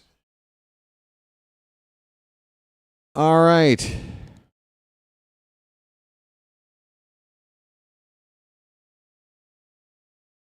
Are we sure we want to see Wolfram? No, but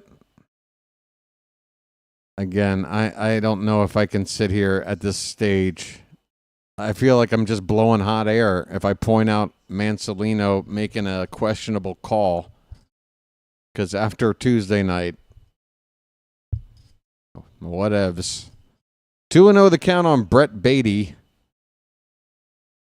2 down with a runner at second, and Beatty fouls it back 2-1. Do we have a DH? Yes. We have a DH. Parking lot with the breaking news that we've talked about at length for the first hour and a half of the game. This pitch is low and it's 3-1 on Beatty. By the way, I had a headmaster at a school once with a last name Beatty, and I always used to refer to him as Master Beatty. True story. Got in trouble for it a lot. This pitch is in there for a strike. It's a full count with 2 down and a runner at second base. Morton is over 100 pitches, 101. This is probably his final batter of the day. Payoff pitch, fouled back.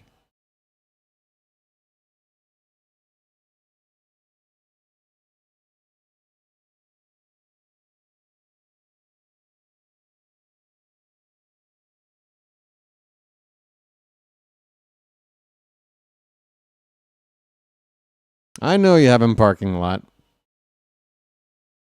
But come on, parking lot. you have to know that we already know this, right? Like, you know I'm talking about it. But yes. Brett Beatty. Brian Baker is down in Tampa now. Payoff pitch, curveball, called strike 3, and Beatty just tosses his bat down there at the plate in disgust. That pitch started off the plate outside and broke over the edge. If it did, I'd have to take a look at a replay. They already went to commercial, but that was a borderline pitch. And again, today the ump, if I'm a Mets fan, I'm pretty PO'd. This has got to be the most calls we've had go in our favor like this. And still, it hasn't really gotten us very far in terms of winning the game. We need to score some runs, I think. What do you guys think? Would scoring some runs help? I think so. I'll be right back.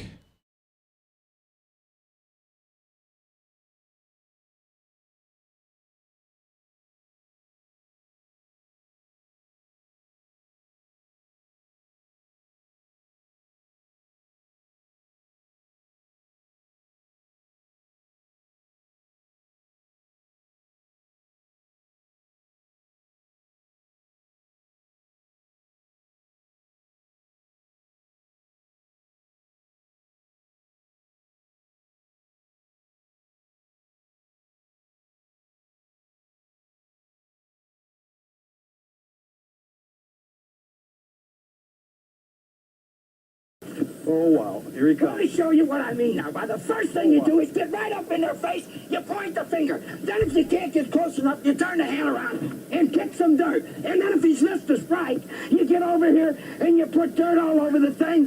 You throw the hat down, you pick it up, you throw it, and then you're so bad, you throw him out of the game. You're out of here.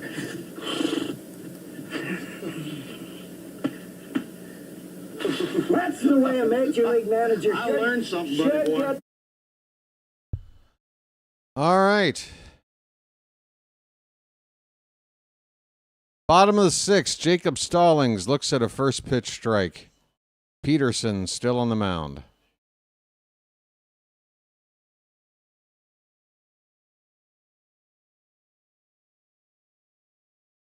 Next one's hit on the ground, and that's through the hole on the left side. A base hit, a leadoff single from Stallings. Oh, an unexpected leadoff man here.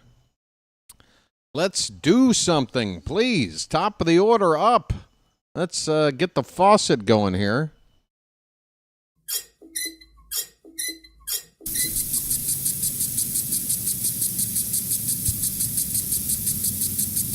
Is this thing too bright? Can I turn this down like one level?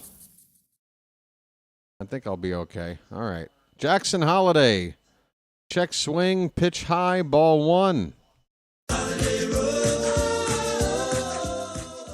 All right, enough of this futzing around crap. Let's go. 1-0 pitch. That ball's a little tapper to the catcher. He'll throw to the second baseman and get the out there. It'll be a fielder's choice. All right, well, it's not the worst outcome. Holiday a lot faster than Stallings. We'll take that trade. 1 away for Westberg.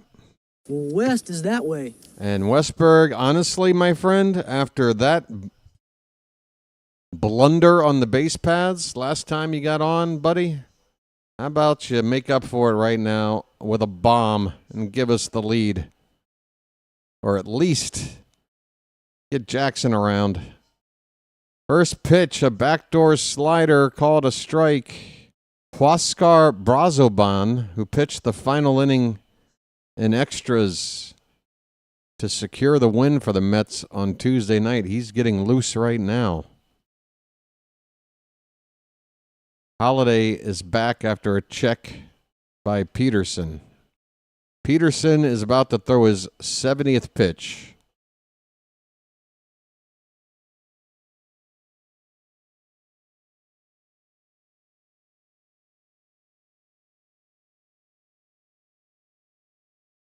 That pitch is fouled away. 0-2 the count on Westberg.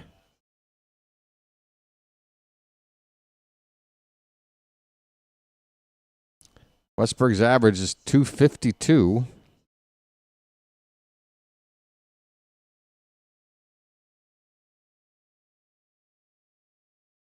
Check swing. That pitch is outside.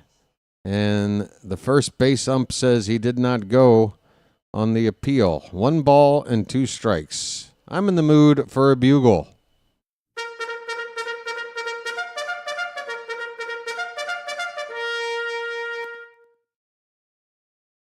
The snap throw, Holiday's back in.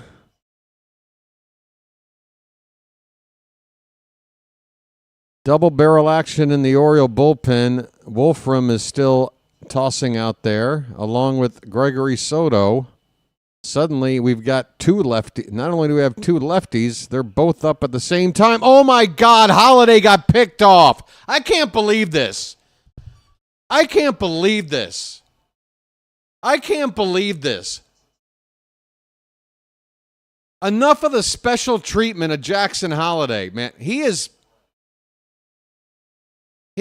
so fundamentally unsound. What are we talking about here? How many more times can you get picked off like this? Unbelievable. Westberg fouls it away. Again, just shooting ourselves in the foot.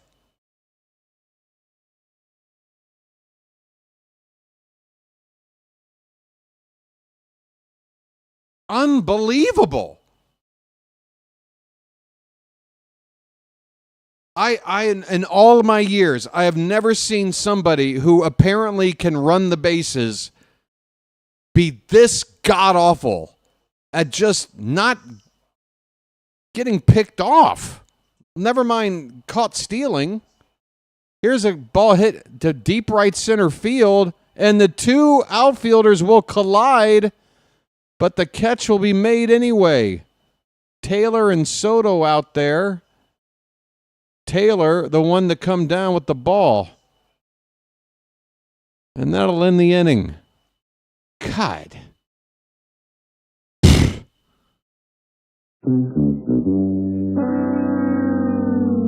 Hey, Matt Holliday, I know you got this like really fancy complex and like, you know, the genetics in your family are like top notch and like your children rolled out of the crib and into the batting cage and you just got just oozing talent in the Holliday family. Could you maybe spend one afternoon teaching this kid how to stay on base, how to steal, how to take a lead? One day, practice that? Apparently, you're a genius.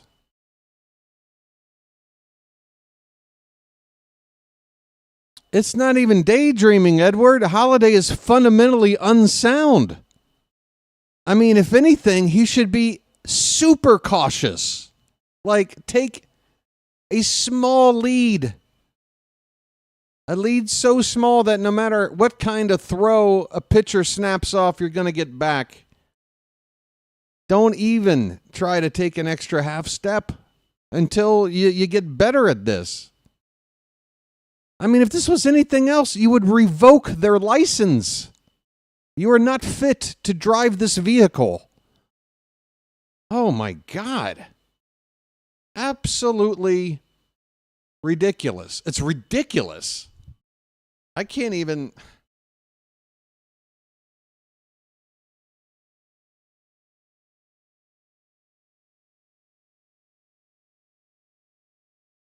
But according to Mansolino, he's the greatest leadoff hitter he's ever seen. So, and even against lefty starters, he's going to... I want my boy to hit leadoff Hey, folks, it looks like my stream just dropped out for about 5 seconds. Would you like to just say I can hear you or something to let me know we're back live right now? We are in the top of the 7th inning. Tyrone Taylor at the plate with a 1-1 count. Grant Wolfram on the mound for Baltimore. Pitch fouled back 1-2. Hello. Hey, let's do a lag check after something like that. If you don't mind, I say a number, you type it in as soon as you hear it. The number is 4. Type in the number 4. Super duper quick. I should see it in 3, 2, 1. There it is. All right, Mr. Hyde. Here's a fly ball to right field. Tyler O'Neill, standing in his place, will make the catch. Thanks, folks. I appreciate it. Mr. Hyde, quick on the trigger. Now, if you're only now typing in the number 4 and it's showing up, then that probably means you're not live with me. You might be a little bit behind. Do it again. Brandon Nimmo up. 4th time through the order for the Mets. Nimmo is 1 for 3, a single back in the first. Yeah, Carl, I would say if you're just now getting your 4 in, you might not be live with us. Be sure, folks, that the word live in the bottom of the screen, there's a little dot next to it. It should be red. If it's kind of grayed out, you got to tap the word live, and it'll bump you up to live, okay? Now, if you're on purpose behind a little bit in order to sync up with me, then you're okay. But, all right. 0-2 the count on Nimmo. And this ball is fouled away. That's a 97-mile-an-hour fastball from Wolfram. And Nimmo is not quite sure if he broke his bat after that swing. He's inspecting it right now. Good grief, if you're that unsure, just get a new bat. Nimmo's going to stick with the bat he has. Hopefully it'll break into a million pieces on this next pitch. 0-2. Swing and a miss. Wolfram busted him inside with the heater. 98. 98 from Wolfram. I didn't know he had that in him. Gets the strikeout. Oh, I got to refresh. Well, y'all come back now, you hear? I got to refresh. Refresh. Got to refresh. Exciting. Refresh, it's refreshed. All right, I'm going to try to get through one more batter because there's 2 down in the inning. Lindor at the plate, batting from the right side for the first time today. Takes a called strike. He is 1 for 2 with a walk.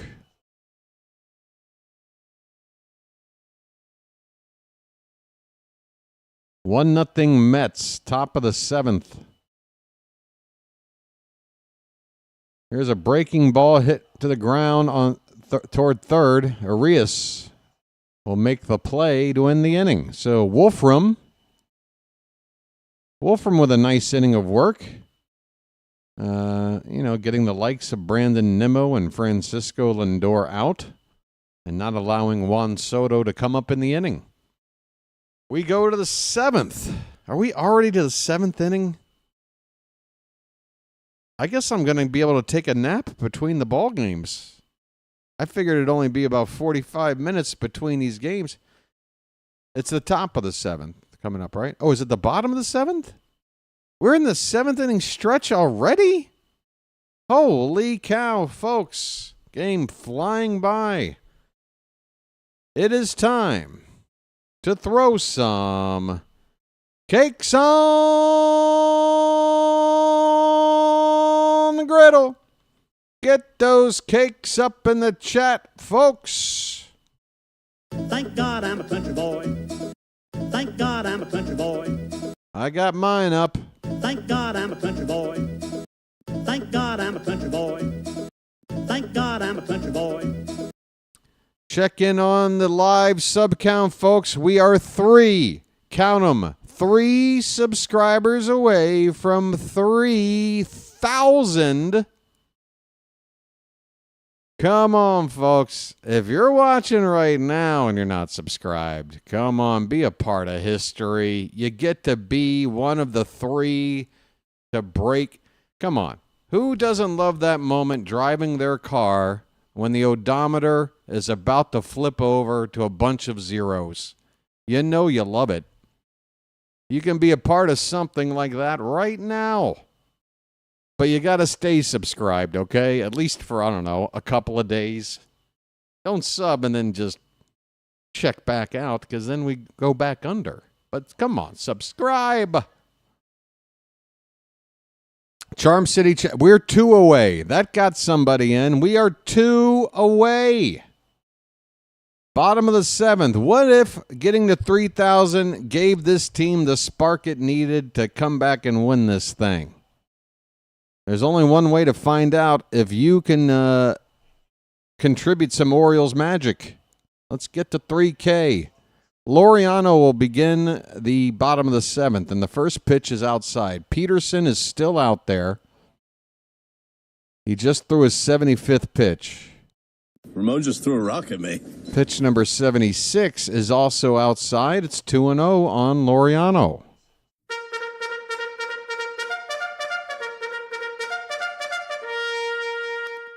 He takes this one in there, a fastball for a strike.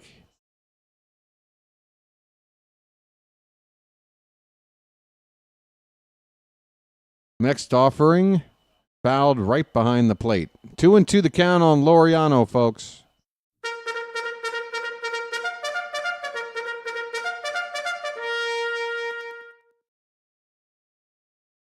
Come on, Ramon. Let's get a rally going, buddy. 2-2 pitch. Lifted in the air. Center field. Going to be an easy out. 1 away. Taylor out there with the catch.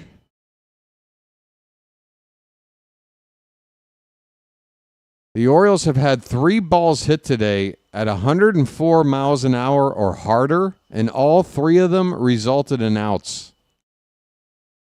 I tell you what. Here is Tyler O'Neill. He takes a strike on the inside edge. Ahoy there! Anybody home? Hey. The 0-1. Swing and a miss. Slider had finished a couple inches inside.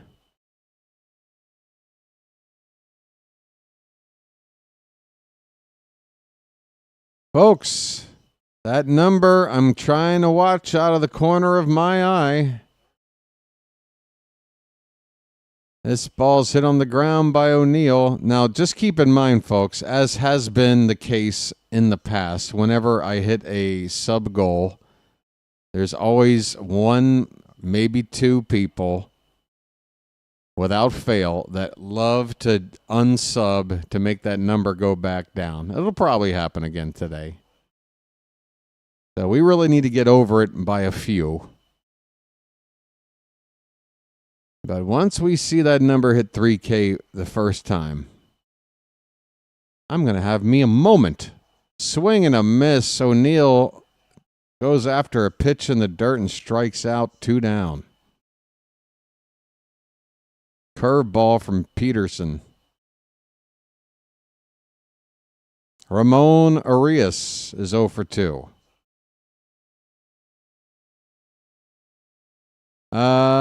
It definitely cost us a run, Michael, because again, even if he just let the inning play out, the next guy came up, hit a deep fly ball to right. It would have gotten Westberg to third with only 1 out. And then you would hope from there you get him in even without the benefit of a hit. So yeah, huge mistake by Westberg. And I saw somebody write in the chat, I said it in the moment myself, you don't make the first out or the third out, for that matter, at third base. Particularly in that particular spot. There was just no reason to be that aggressive unless you knew for sure you could get there.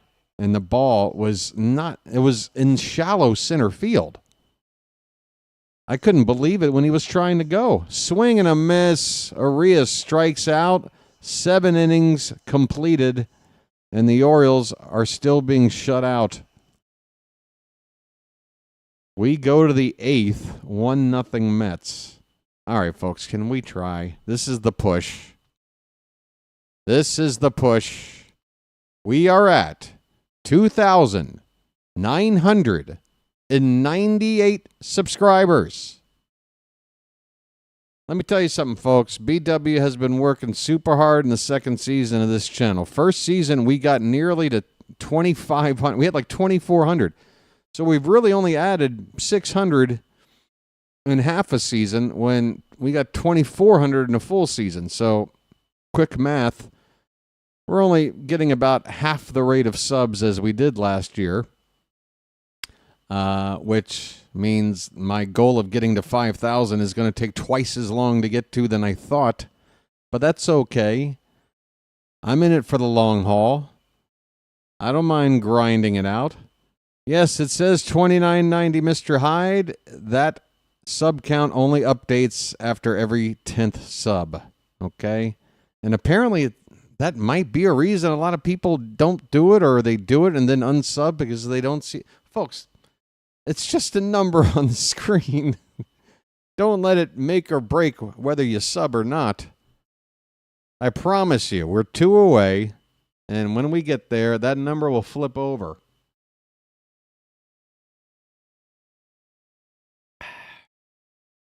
I promise you.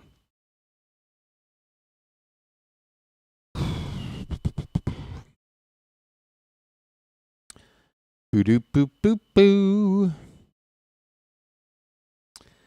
Chilo says the Mets bullpen will be fresh. Well, to be fair, all we've used is Wolfram, right? And you were like, should we be using him? And we did, and he got us an inning. So we used probably our lowest leverage guy, which is, we're basically even right now. Wolfram's out here for another inning of work. Juan Soto at the plate. So, Chilo, right now, we've got everybody but Wolfram for the second game, so it's not a huge disadvantage. Not yet, anyway. Now, yeah, but to your point, I would have liked the Orioles to have done more to Peterson to get him out earlier and get some other guys out there. But it's a 1-0 ball game, you know. Here's the 1-1 pitch to Soto. That's a swing and a miss. Ryan Stanek, a right-hander, is up for the Mets. That's right, Ms. Janet. Ms. Janet reporting that in the BirdWatcher Discord just before the ball game. Sagano's got his family in from Japan. And I think that's going to do a lot for Sagano's competitive spirit. I'm sure he's going to want to go out there and impress. Juan Soto with a 1-2 count, bases empty, nobody out in the top of the 8th. That pitch is in the dirt, 2-2. Flip it good.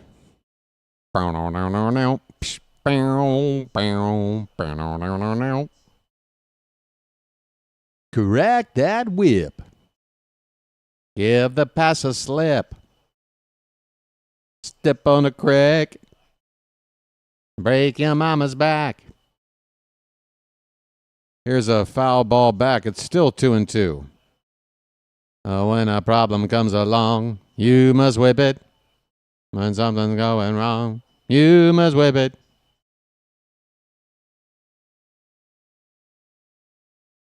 2-2 pitch. Swing and a miss. Wolfram with a slider and a beauty. Soto strikes out. Sit down, you bum.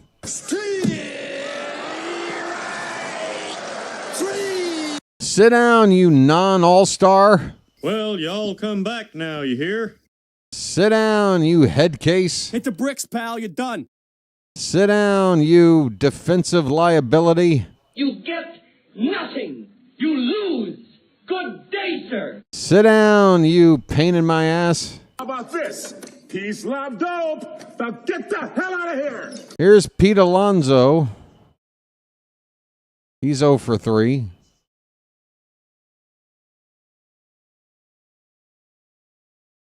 He tries to check his swing, but could not hold back on a curveball or a slide. I couldn't tell. Was that a slider? A lot of break low and in on Alonso. I'm not sure if Wolfram throws a curve. Probably the slider. 0-2 pitch. That one got away. 1 ball, 2 strikes.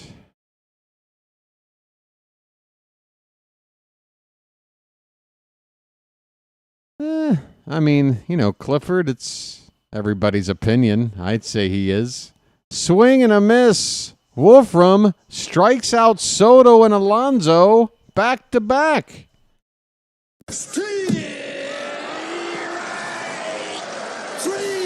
Well, damn. Well, y'all come back now, you hear? We got ourselves a lefty out there. This is definitely the most impressive outing I've seen from Wolfram, and holy cow, and only now does the 2-hour... I was reminded, the mods, Froggy, Janet, and guys doing your job, I screwed up. I waited too long. It's like it's like going to the dentist. I just wait a little bit too long. All right, Vientos is at the plate. He's got a 1-1 count, 2 down, bases empty. Top of the 8th.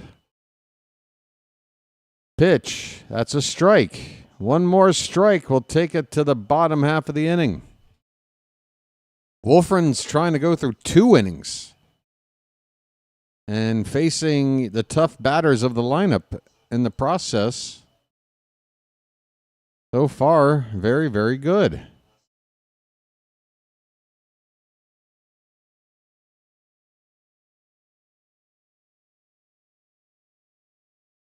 One ball, 2 strikes. Pitch. That one's off the end of the bat, or it might have broken it. It's going to dunk in for a base hit. A bloop in the center. Again, that was either off the bottom of the bat or it broke the bat. No, it was low on the barrel. It was pretty low on the barrel.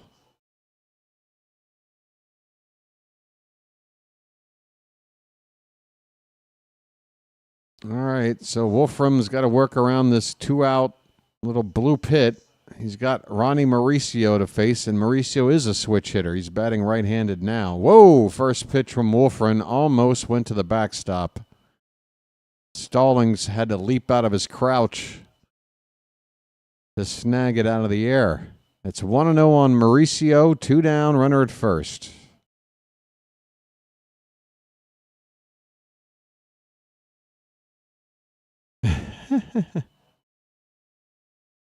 So, Peta, is that why your comments got removed earlier? You said something that was, maybe I missed it. I mean, if that's your way of being a pain in the ass, I mean, yeah, we're going to follow through and maintain the rules around here. I thought you just meant, you know, being annoying, not breaking rules and causing a disruption in the chat. You're better than that, aren't you? It's a 2-1 count on Mauricio. You seem like a good salt-of-the-earth kind of person. Even if you got a pain in the ass for a name. 2-1 pitch is swung on and missed. It's 2-2. If I said something wrong, I don't know what it was. All right. Just some banter. Okay. Birdwatcher, ignore the trolls. Hey, Dismal. I think I got this. Swing and a miss. Down goes Mauricio Wolfram with 2 very impressive innings. Can we maybe score 1 frickin' run and make this a ball game? We'll find out. Bottom of the 8th coming up.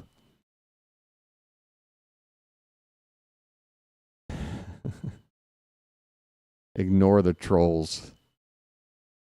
I like to have fun with them, though. And Peter's not a troll. We haven't had a troll here in a solid hour. Oh, I thought the applause was for you know what. Darn it. You guys made me look. We are still 2 subscribers away from hitting a very large milestone. There's well over 100 people here in the chat right now. Look, if you don't want to subscribe, I can't make you. But 8 of you could hit the like button that haven't and get the likes up to 100. That's something. I would appreciate it, and so would everybody else here in the Charm City chat. My chat just disconnected, apparently. Let's see how this works. Yep, I'm frozen.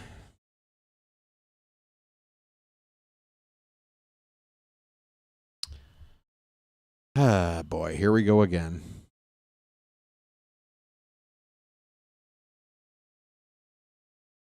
Come on. Where are you? Hey, we're back up. All right, folks. We had once again another Hey, we're back up. Oh, there we go. All right. Sorry about that, folks. We're in a commercial break, waiting to go to the bottom of the 8th.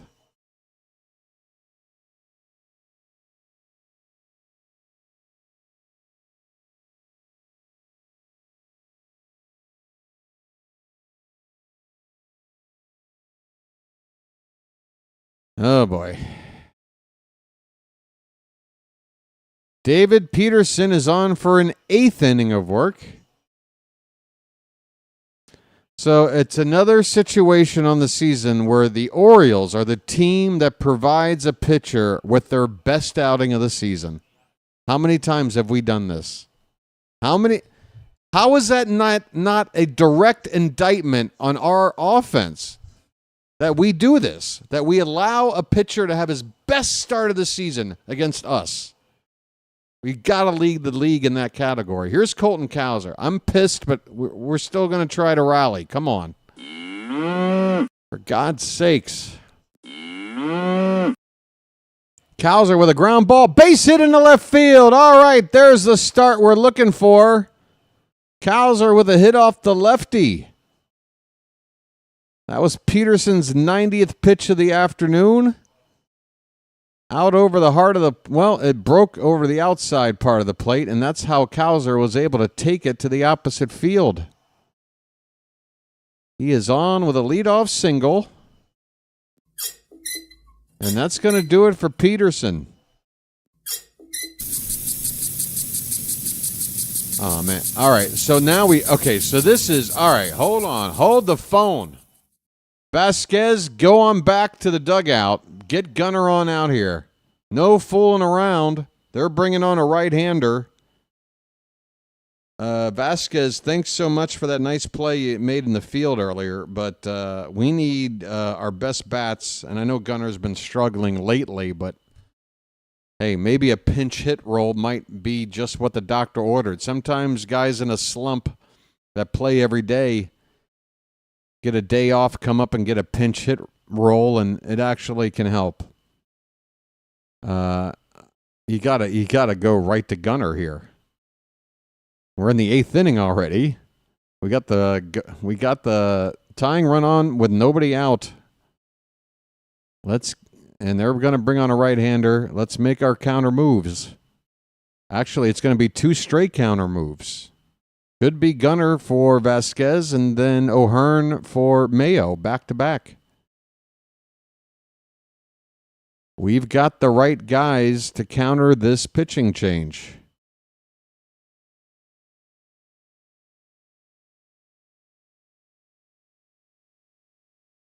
Fingers crossed, folks. You know, with my luck, the sub count's going to hit 3,000 between games while I'm like taking a nap. I'll wake up, start the Game 2 stream, and it'll already be there. That sounds about right for me.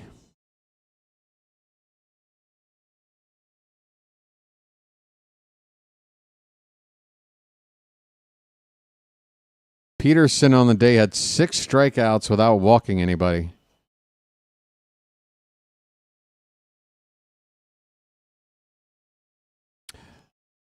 Ryan Stanek and Gunnar Henderson is indeed on to pinch hit, folks. Here we go. His name's Gunnar, and he's dating my mom. Runner at first, nobody out. First pitch is in the dirt. What is that, a splitter? It's 1-0. Come on, folks. We got to rally.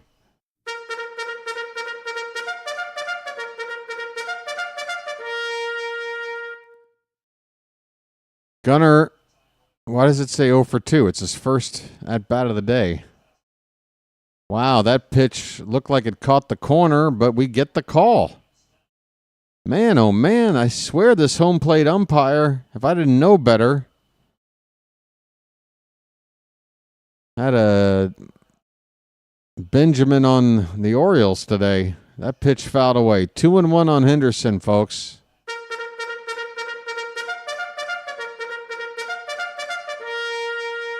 And as predicted, Ryan O'Hearn is on deck to pinch hit for Kobe Mayo.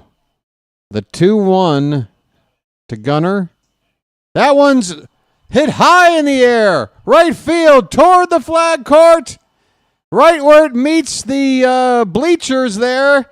Gunnar, bye, birdie. It's a 2-run homer, and just like that, the Orioles have taken the lead late.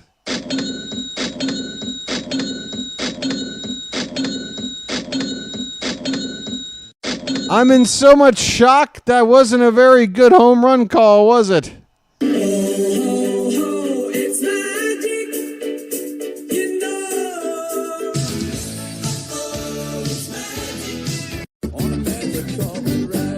Folks. Whoops.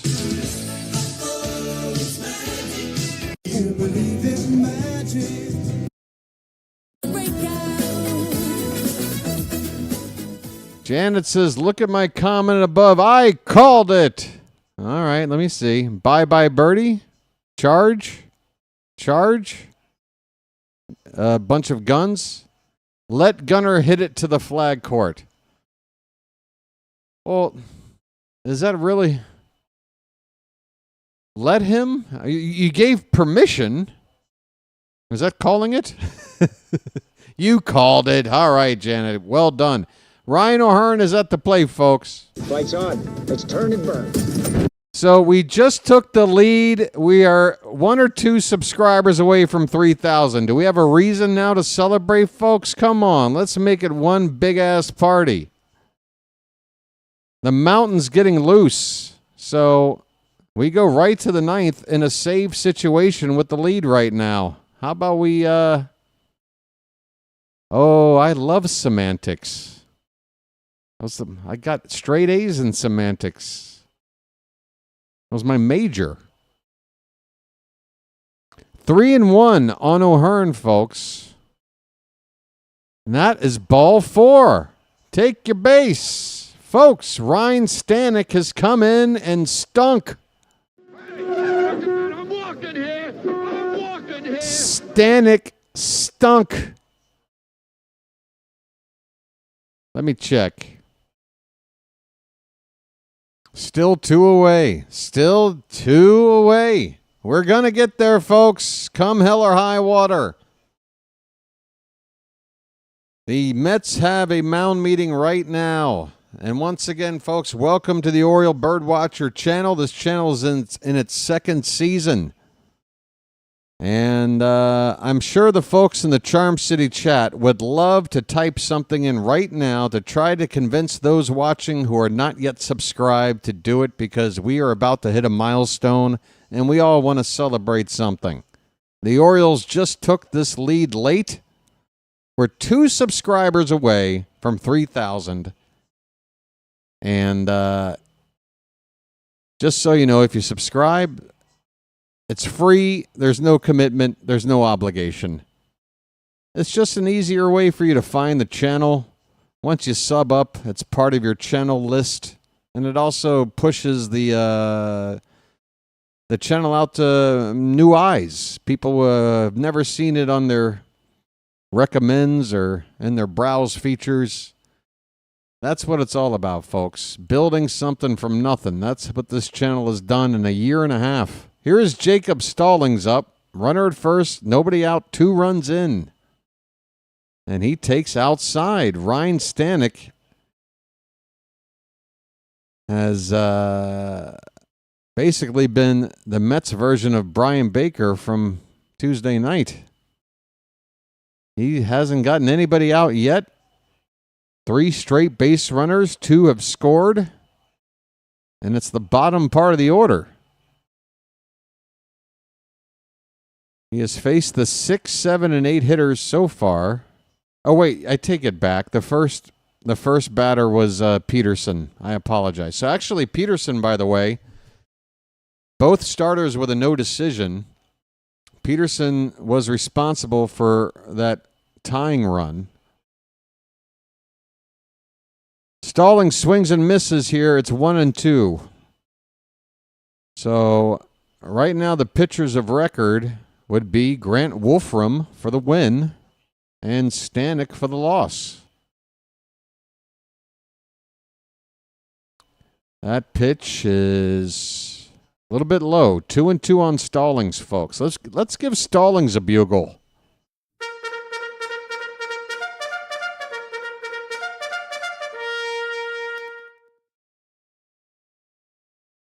Here's a ball tapped toward the third baseman. It's fair. And a low throw scooped up by Alonso gets the first out of the inning. It allows O'Hearn to move up to second base. So 1 away, and the Orioles have run number 3 potentially in scoring position for Jackson Holliday, folks. All right, Jackson, that pickoff last time I saw you really got me upset. I got to tell you, buddy, I just don't know what to say. But you can still help us out here, my friend. Got a 1-0 count, and that pitch is low, 2-0. 2-0 on Holiday, folks.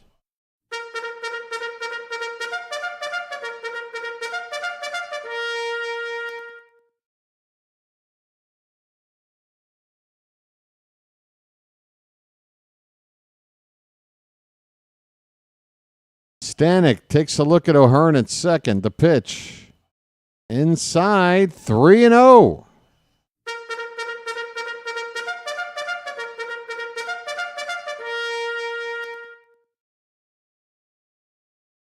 George, did you go away for a sec? He's at the plate right now. Holiday is. I was just saying I don't want to. A pickoff attempt after the pitch to second base. O'Hearn gets back in there. Turin's firing the ball to second after the pitch to Holiday.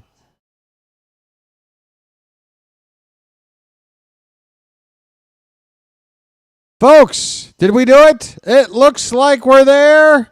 3,000 subscribers on the BirdWatcher Channel. I don't believe it. We've done it.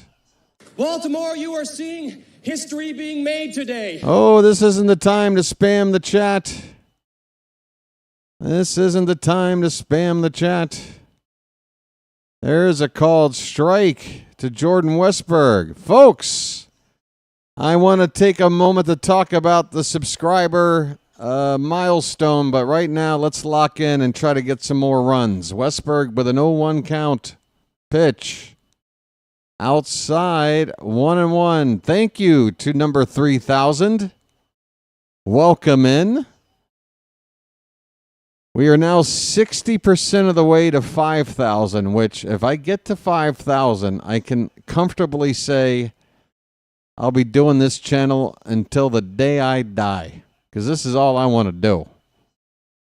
And trust me, 5,000 isn't exactly living high on the hog. It's still a poverty wage, but luckily I live somewhere where the cost of living's cheap, so I can still scrape by.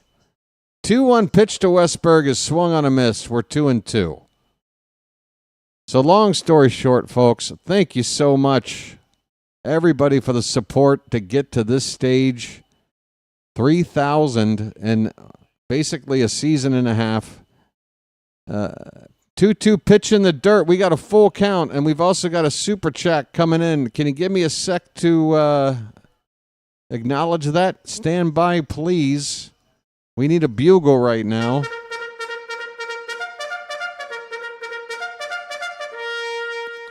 With runners at first and second and a full count, let's see if they maybe go in motion here.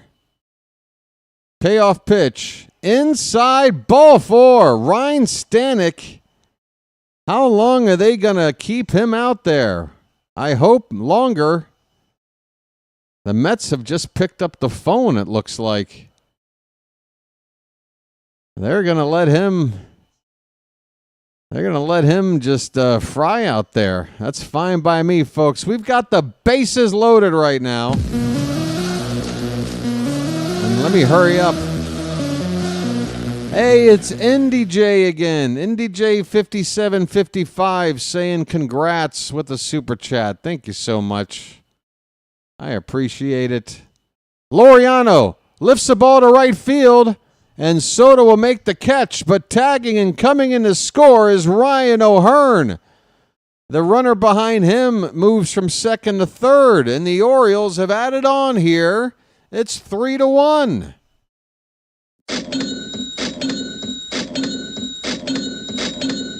Folks, we hit 3,000. And we close in on this win in game 1 of 2 on this doubleheader day. It's magic, you know. Oh, my. Tyler O'Neill. 2 down. Come on, Tyler. Ahoy there. Anybody home? Folks, I see some comments regarding the subscriber milestone. I want to get to them all. Let's try to do it between the innings, okay?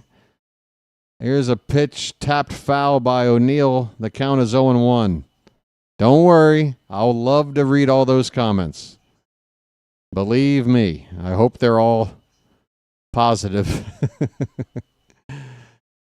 Oh, my. All right. Westberg takes his lead at first. And it's, whoa, that pitch nearly got away. Torrens had to reach far to his right to keep that ball from going all the way to the backstop. It is 1-1 on O'Neill.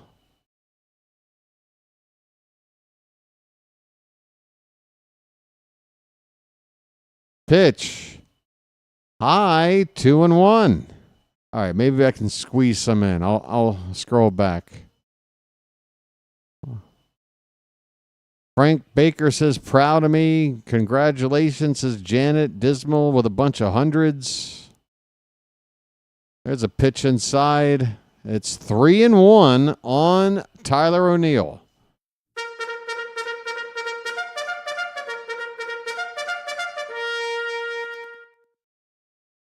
George with a round of applause. Michael saying 3,000 volts charged. 3-1 pitch. Right in there, all the way. O'Neill was not interested in a 3-1 cookie from Stanek. Card Crazed and Janet and Matt and Michael. Check swing. That is ball 4. The bases are loaded up. I'm walking here. And the Mets are finally going to man. I spent 2 days talking about how Mansolino was the last person in the ballpark to know that Brian Baker didn't have it that night and waited one batter too long to pull him. The Mets did pretty much the same thing here, if not worse. I mean, Stanek could have been taken out at least 2 batters ago. They just let him out there to take a beating. He gives up 3 runs. One of them is charged to Peterson. And he's still got the bases loaded. And those runs are all his responsibility. So 2 against him and 3 more potentially. All right, let's go through here real quick. Christian says a lot of people say the first 3,000 is the hardest. I'd say the first 500 is the hardest, just to get to the monetization stage. But yeah, it was harder to get to 3,000 than it was to 2,000. Hopefully 4,000 will be quicker. Thanks, guys. Really appreciate it. All right. There's Matt. Thanks, man. Andrew Tony says, Jays fan here, but a fan of Baltimore. Congrats on 3,000. Thank you, Andrew. And guys, everybody that's saying congratulations, everybody is saying that. I wouldn't be there if it wasn't for you. Like, I'm not blowing smoke up your butt. It's pretty much by definition. I could not get to this number without every single person talking right now in the chat. It took everybody here to get there. So big thanks to everybody. Andrea stops in for another Magic membership gift. And where did it go? It went to Damian Fowler. That name rings a bell. I think I remember seeing Damian around. It's been a while, though. Andrea, you just showed up for the big 3,000 milestone.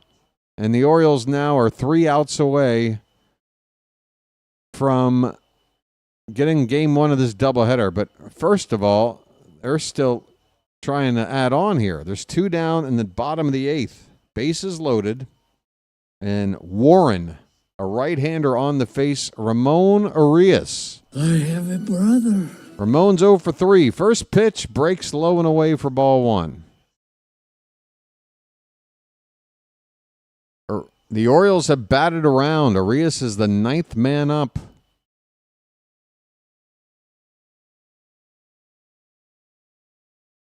The 0-1 is pop fouling out of play.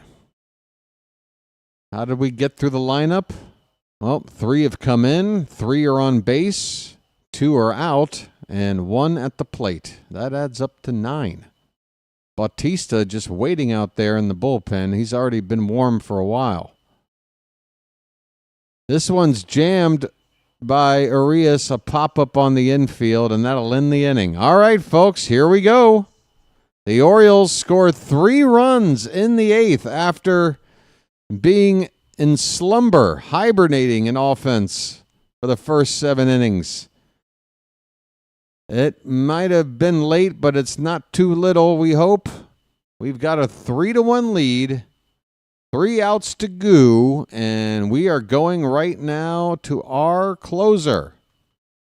He's known as the Mountain, folks, and if you are a Magic member, you can pop up those mountain emojis right now. Here he comes. Mountain, this is what it's all about. That's right. Close the door. You're damn right. Let's close the door.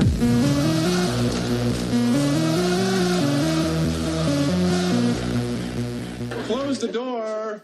Close the door. Close the door. All right, folks, we got 150 plus people here right now, which means we can get to 150 likes if we all chip in. Everybody that's already done it, a big thank you. Please don't be annoyed that I bring it up again. It's part of the job. Live streaming on YouTube, you can't mess around. You got to give the sales pitch. It's the least enjoyable part of what I do, I'll be honest. But I try to do it in a way where I'm not too intrusive or obnoxious, even though I'm sure for some people it's still the case. But yes, let's try to get those likes up, folks. If you're watching right now, tap that thumbs up at the bottom of your screen and you're done. Felix Bautista. He has recorded 17 saves on the season and 18 opportunities. ERA just under 2.5 with a whip of 107. We've got a 2-run lead here, and I believe it's going to be mostly. Let me refresh that in-game. I don't know why the in-game has been freezing so much today. I apologize for the this. Now look, now it's moving in a new direction. I don't know what's going on with this scoreboard today.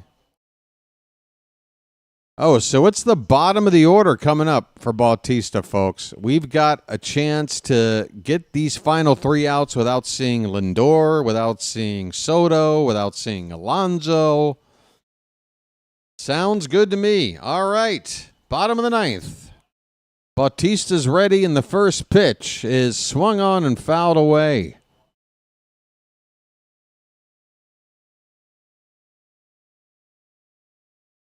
The Orioles have played 3 doubleheaders before this one on the season. They've got swept twice, and they split once. And in the split, they won the second game. So this would be the first time to win Game 1 and set up an opportunity for a doubleheader sweep of our own. It is 0-2 on Torrens. George, I thought that. I didn't want to say it. It's the mountain. If anybody can handle the number 9 batter, it's the mountain. Here's a line drive right to Gunnar. A shoestring grab on a low soft liner by Torrens. 1 away. 2 outs to go. Oh, you're fine, George. I'm just having fun with you. Oh, we're having fun. Isn't this fun, George? All right. Brett Beatty takes low and in for ball 1. Now we are having fun. Hey, Rhino. 3,000 in the books, Rhino.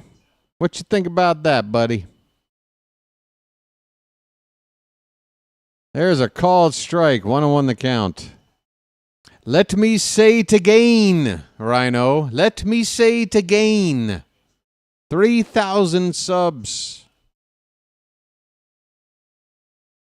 Who would be my take for a great Orioles manager? Oh, Cal Ripken.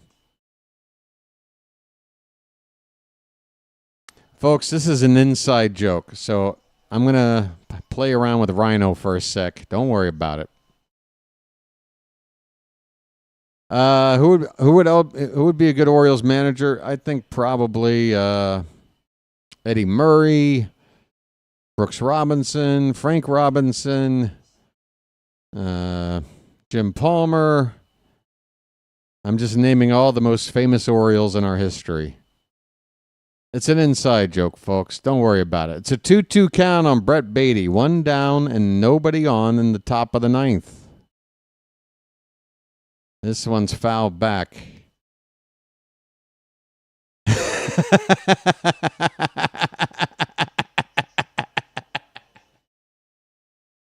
Oh, thank you, Rhino. Thank you for your input.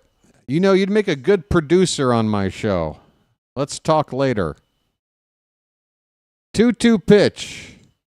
Hit on the left side foul. We'll do it again.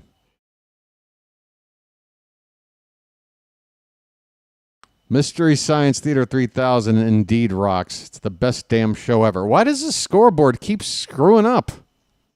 The hell's going on over here? Sorry, folks. It keeps jumping around. I guess they got a new ad on the page that keeps popping up and going away. 2-2 on Beatty. 1 out, nobody on. Let's get this guy right now, Felix. Pitch. Check swing, appeal, and he did not go, said the third base umpire. Jacob Stallings with a very emphatic request on that check swing. But we don't get it. It's a full count on Beatty.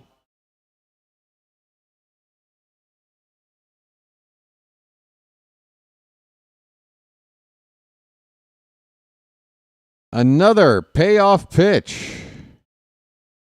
Here it is. Fouled at the plate. We'll do it again.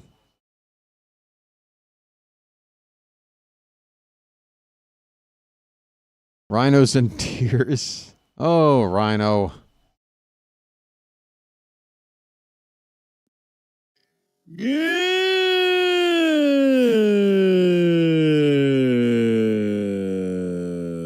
Full count on Beatty, 1 away. Another payoff pitch. And on the ground to short. Gunner has it. Over to first. In time. 1 out to go. Wait, what's that?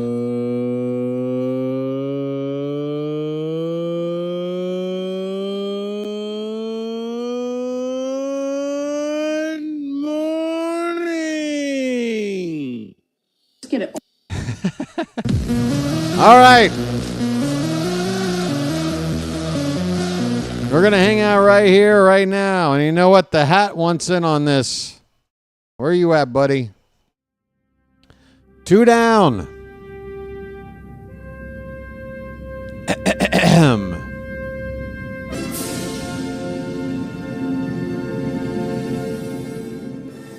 Here we go. First pitch. In there for a strike on the outside corner. Who's up to hit? I can't even tell you yet. Is it Nimmo? It's the number 9 batter, right? It must be a pinch hitter. Left-handed bat up. That one bounces in there. 1 ball and 1 strike. Give me a moment. This has to be a pinch hitter, but I don't have the info on my screen yet. Jeff McNeil. Jeff McNeil at the plate. Left-handed bat. We'll probably see him starting in game 2. 1-1 the count on him. Pitch. Low. 2-1. Oh, I forgot, but somebody in the Charm City chat did not forget. When we get in this situation, we keep those hearts going. Keep those heart emojis flying, folks, until we get this final out and secure the victory. It's part of the Orioles magic process. Here's a bunt attempt. Fouled away. Well, that was certainly a surprise. The Mets are down to their final strike after a bunt attempt. Down 2 with nobody on. All right, folks, 1 strike to go. The Mountain has the sign. The 2-2 pitch. Popped up. Left side. Laureano. He's got it. Is that not Laureano? Laureano moved to right. That is Cowser in left. Cowser's got it, folks. We had some defensive changes late that I did not mention, and I apologize. Mullins came in defensively, but let's get all of that later. The point is the game is over. Final score, Orioles 3, Mets 1. We win the first game of this doubleheader, and we got Sugar coming up for game 2.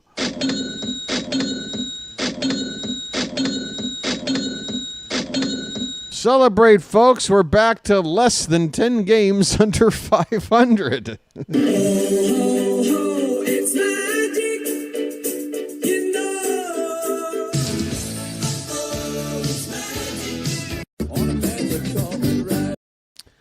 Dismal, what are you doing? What are you doing, Dismal? You know what? Your name is starting to really fit.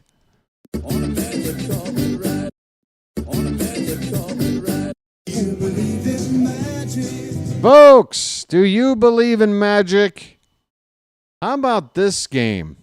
This was something. Charlie Morton, another quality start. 6 innings, only 1 earned run. His ERA is now down to 5.18, which is still bad. But holy cow, it used to be in the 9s or the 8s. Morton has worked pretty damn hard over about, I'd say, 10 starts to get that ERA down. One or two more starts and he'll be in the 4s if he can keep it up. Grant Wolfram, though, he might have to be my player of the game. I know Gunnar Henderson with that pinch hit 2-run bomb seems like the guy to give it to, and Gunnar really needed a big hit. It's been so long since he's come up with a hit in a moment like that. But Grant Wolfram is going to get it for me because the guy pitched 2 innings, struck out 4 batters, walked nobody, 1 hit given up. And, I mean, he struck out some big boys. He struck out Soto. He struck out Alonso. And I'm going to give it to Grant Wolfram just because how often is he ever going to get it? Gunnar will get it another day. Morton can get it another day. I'm giving it to Grant. The Orioles finished with 3 runs on just 6 hits and 1 error. The Mets 1 run on only 5 hits and no errors. The Mets left 8 men on base. The Orioles 5. Mets only had 7 total bases on the day. They had over 20 in the first game of the series. So some really fine pitching today by Baltimore here in Game 1. And we hope to see more of the same in Game 2, which will be starting in about 2 hours and 17 minutes, something like that. So, yeah, you're damn right I'm going to try to take a nap. Seems like a good idea to me. But I'll be on here for a few more minutes. Let's talk. Scoring summary for the Mets. They took the early I say early. They took the initial 1-0 lead in the top of the 5th on a double by Tyrone Taylor. The Orioles then got all their runs in the 8th. A 2-run homer on a pinch hit by Gunnar Henderson. And then Ramon Laureano with a sacrifice fly that brought in Ryan O'Hearn.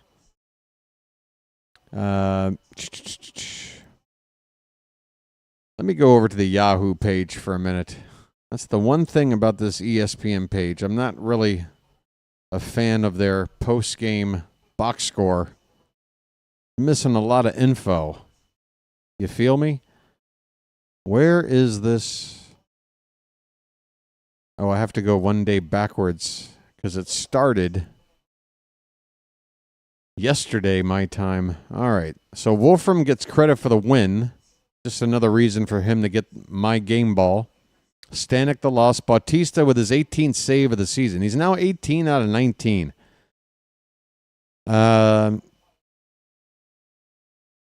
What else? Maybe I didn't need to come over here. There really wasn't a whole lot of action in this game, to be honest. For pretty much the first 7 innings, it was just not a whole lot going on. But, did the Mets announce their Game 2 starter yet? Let's look into that real quick. I'll just go straight to their Twitter account and see what they got. They should be announcing it pretty much immediately after the game. They can't just wait until 10 minutes before the damn... Oh, let me see. Hold on. Let me turn this off right now, by the way.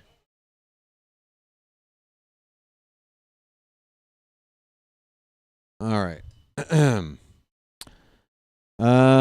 No indication on Mets social media yet about who's going to pitch game 2 for them, but we're going to have Sagano.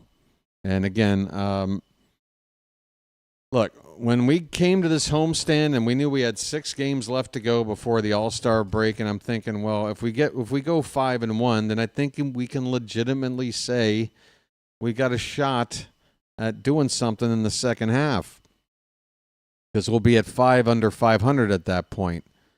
Now, it's still a bit of a pipe dream because the math just doesn't quite add up when you consider how many teams we have to overtake in order to get into that postseason. It's a lot of teams. So, you have to expect some of those teams are going to play as good, if not better than us the rest of the way. We can't leapfrog those teams. We have to hope that some of these other teams are going to maybe cancel each other out.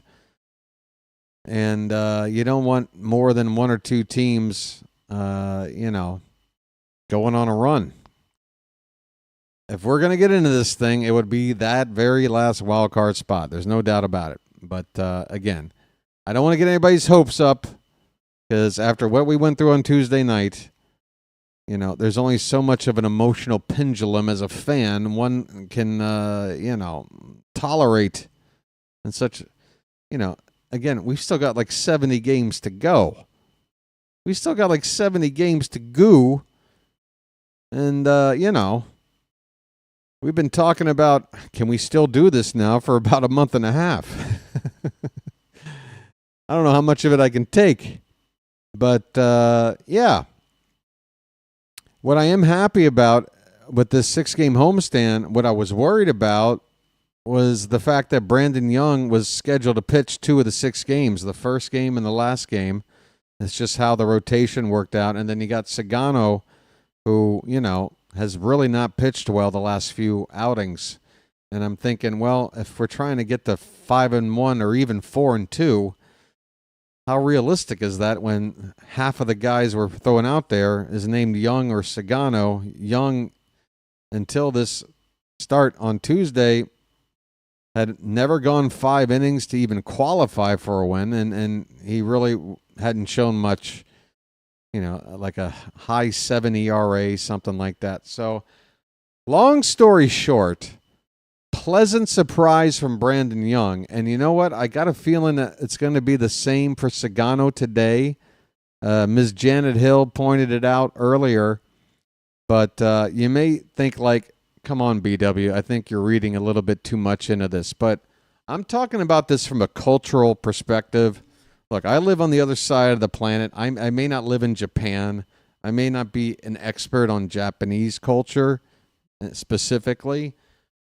But I'm telling you right now, the fact that Sagano's parents are here in town to see him and to support him, that means a lot. And I got a feeling Sagano is going to, do everything he can to really impress today.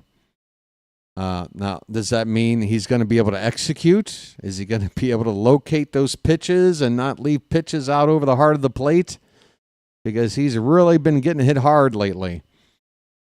I don't know. We'll see. But what I do know is that I'm confident Sagano is going to be in that mental place that you want your pitcher to be in, which is like, I'm going to have it today. Today is my day. I got that feeling. So, look, I think we got a chance to sweep. The Mets are going to throw out an unknown. It could be a bullpen by committee. It could be a long reliever going 4 innings to start it off or something. I don't know. But we won the first game. You can't sweep without winning the first game. We got that in the bag.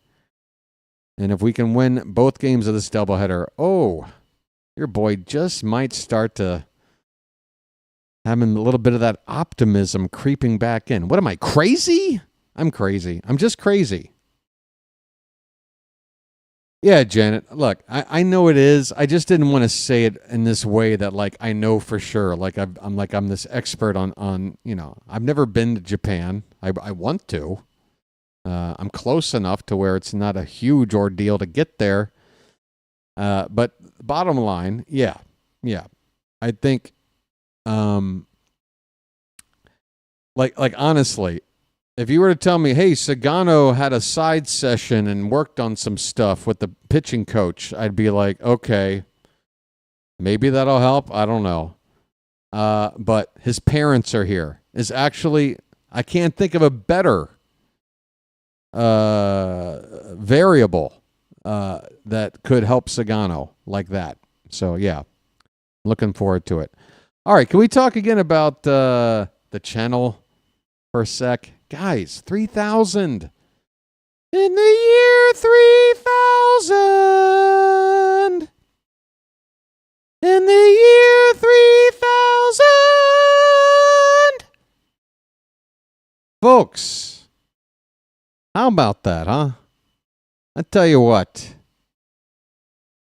It's been a grind, all right? And I'm very thankful. I'm very, very thankful, okay?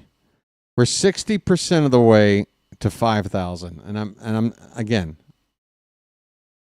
If I'm living back in the States, 5,000 subscribers is not enough to live off of. Okay, not even close. But out here, and with a little bit of savings still left over, I can scrape because I'll be breaking even with that, and then hopefully the channel continues to grow, and then the more beyond 5,000 we get, the more BW can actually say, hey, I'm making a living.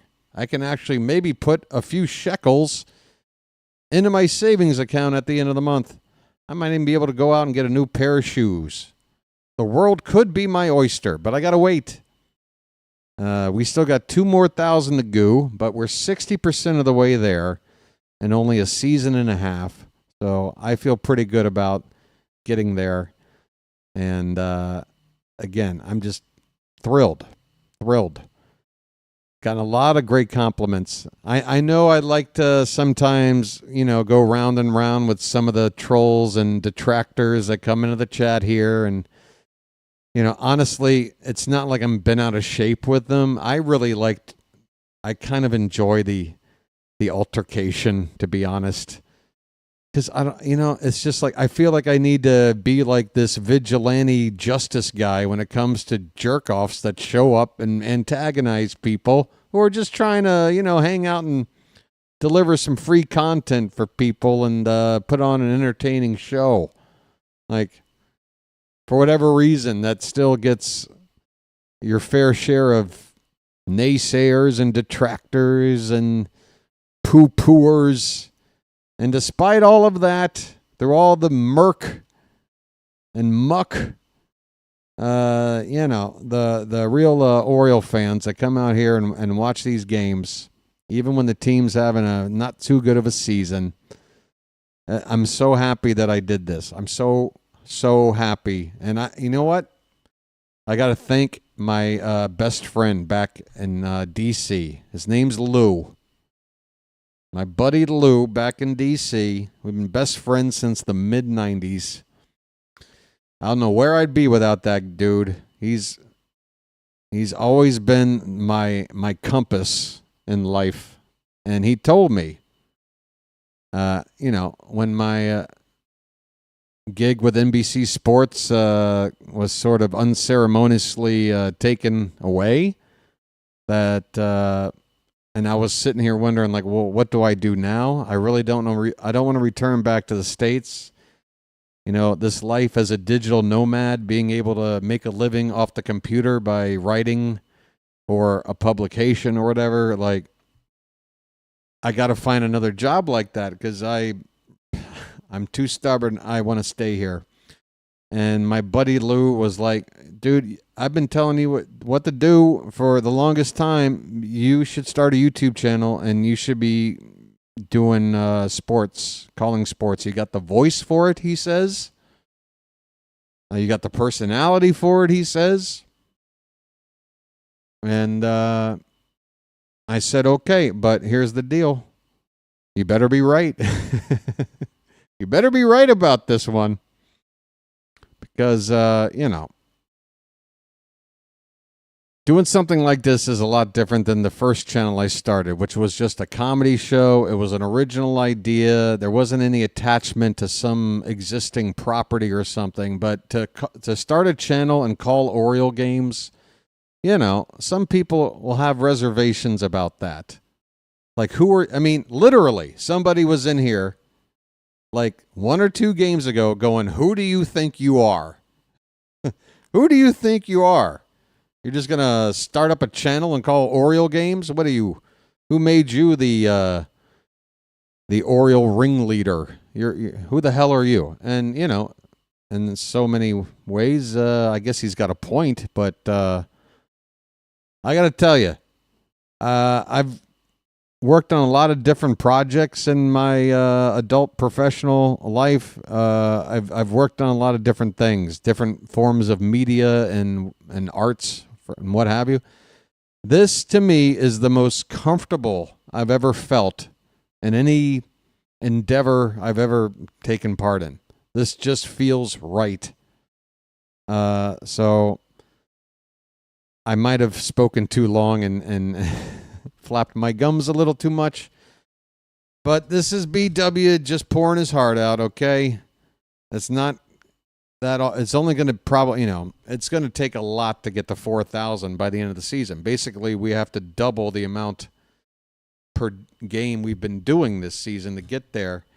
So this could be the only real significant milestone of the season. So I'm gonna take a few minutes. Yeah. I'm about done. I'm about done. I can add I'm not changing it. Is that the announced pitcher, Hagenman? Who's this guy? Is that the announced pitcher, Hagenman? Oh, by the way, Jesse Winker was removed from the game. The Mets DH with back tightness. It must have happened on that last swing and is only at bat. What's his name? Hingeman? Or was it? Oh, I'm sorry, Janet. You've been mentioning me several times. I'm sorry. Rhino, Orioles BirdWatcher controls the soundboard. He wouldn't allow me to use it. Oh, never. Oh, never, ever. Hingeman is pitching the next game. He was right 100%. You can add Hingeman to your thumbnail. Okay. Okay. Let me look this guy. What's his first name? Do you know? Can I find it by just Hingeman? It's auto-correcting to Hangman, like the stupid children's game on a piece of paper. What's his first name? Justin. Thank you. Justin Hangman. Let's see. Oh, wow. This guy doesn't even have a photo. Like, not even on... In fact, when I look him up, it says, these are the results for Justin Hagman, without the N, the first N. This guy is so unknown that I type in his actual name, and Google is trying to convince me I'm actually trying to find somebody else. All right. Well, apparently, it's not. It is Hagman. Did you just spell it wrong? It looks like it is Hagman. Hageman. There's no first N or yeah. It's not Hagen. It's just Hagman. Right? All right. I'm glad we figured this out. Is this this is his major league? Then this has got to be his major league debut if this is the guy I'm looking at. All I got here are college and amateur stats. Justin Hagman. I can't find anything on this guy. Come on. All right. Justin Hagman Mets. Hey, no, you had it right. You had it right. I'm so sorry. Okay, here it is. Here it is. I'm sorry. It's all my fault. Hagenman, my God, here we go. What are your stats, dude? Hagenman has a record of no record. He's only pitched 10 in the third innings. He's made one start and 2 relief appearances. 28-year-old right-hander. He was a 23rd round pick by the Dodgers back in 2018. He was the 704th overall pick. This is a late round dude out of Penn State. He's a nobody. He's a nobody. Please tell me the offense is going to beat up on a nobody. I'm looking forward to this. Come on. We got to get to this guy. Okay, so here's the deal, folks. Game 2, I'll get the link for you and put it right here in the chat. So you can go right to it right now and just have it on standby for later if you'd like. That is this right here. Okay, so right here in the Charm City chat, folks, BW is popping in the link to Game 2. Do with that what you will. If you know how to navigate your way to Game 2 already, do what you like. But there is a way to do it, to have it on standby in a couple of hours. Do a redirect? To who? Did you have somebody in mind? I mean, I always check. I just haven't gotten to that stage of the outro yet. But I will look.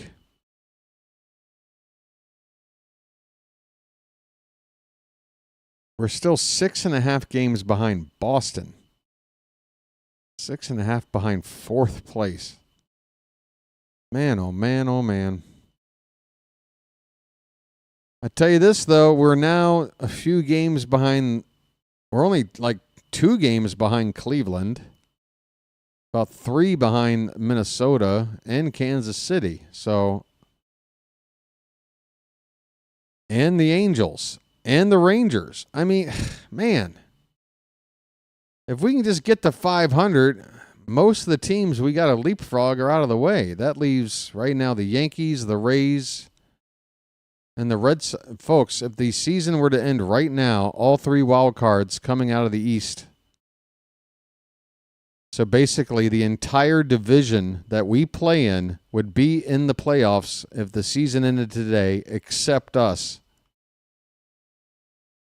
How important will division games be? I'll tell you how important. Extremely. I would say the team as a whole has to play like 650 baseball, but against division opponents, it has to be even better. Because, again, right now, they've got all 3 wild card spots. We got to leapfrog these folks. All right. I think that's going to about wrap it up. What's that? Your stream? Do a redirect. Oh, redirect to my own self. Oh, I see. Okay. Wow, I've never thought of such a selfish act before, but that makes sense.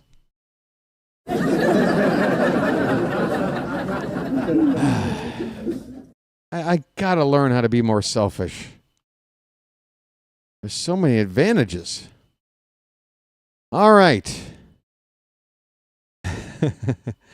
I'll do that. Let me see if I can. I've never tried this. Can I just type in my own channel for a redirect? This is a new. Uh-oh. Yeah, I can. There it is. It's right there. Holy cow, folks. All right. So there you go. One way or another, you're going to find me. I'll start to stream at what time? 4. Wait, that's wrong. 4:50 a.m. Wait a minute. Hold on. I might have scheduled this completely wrong. Hold the phone. I'm glad I looked at this. I might have gotten confused with the time difference over here. It's 4:05 a.m. my time. Yeah, so this needs to be 3:50. I'll be on the air my time 3:50 a.m., which is 4:50 p.m. for you guys. So that's, about an hour and 45 minutes from now. Okay? See you guys in an hour and 45 minutes.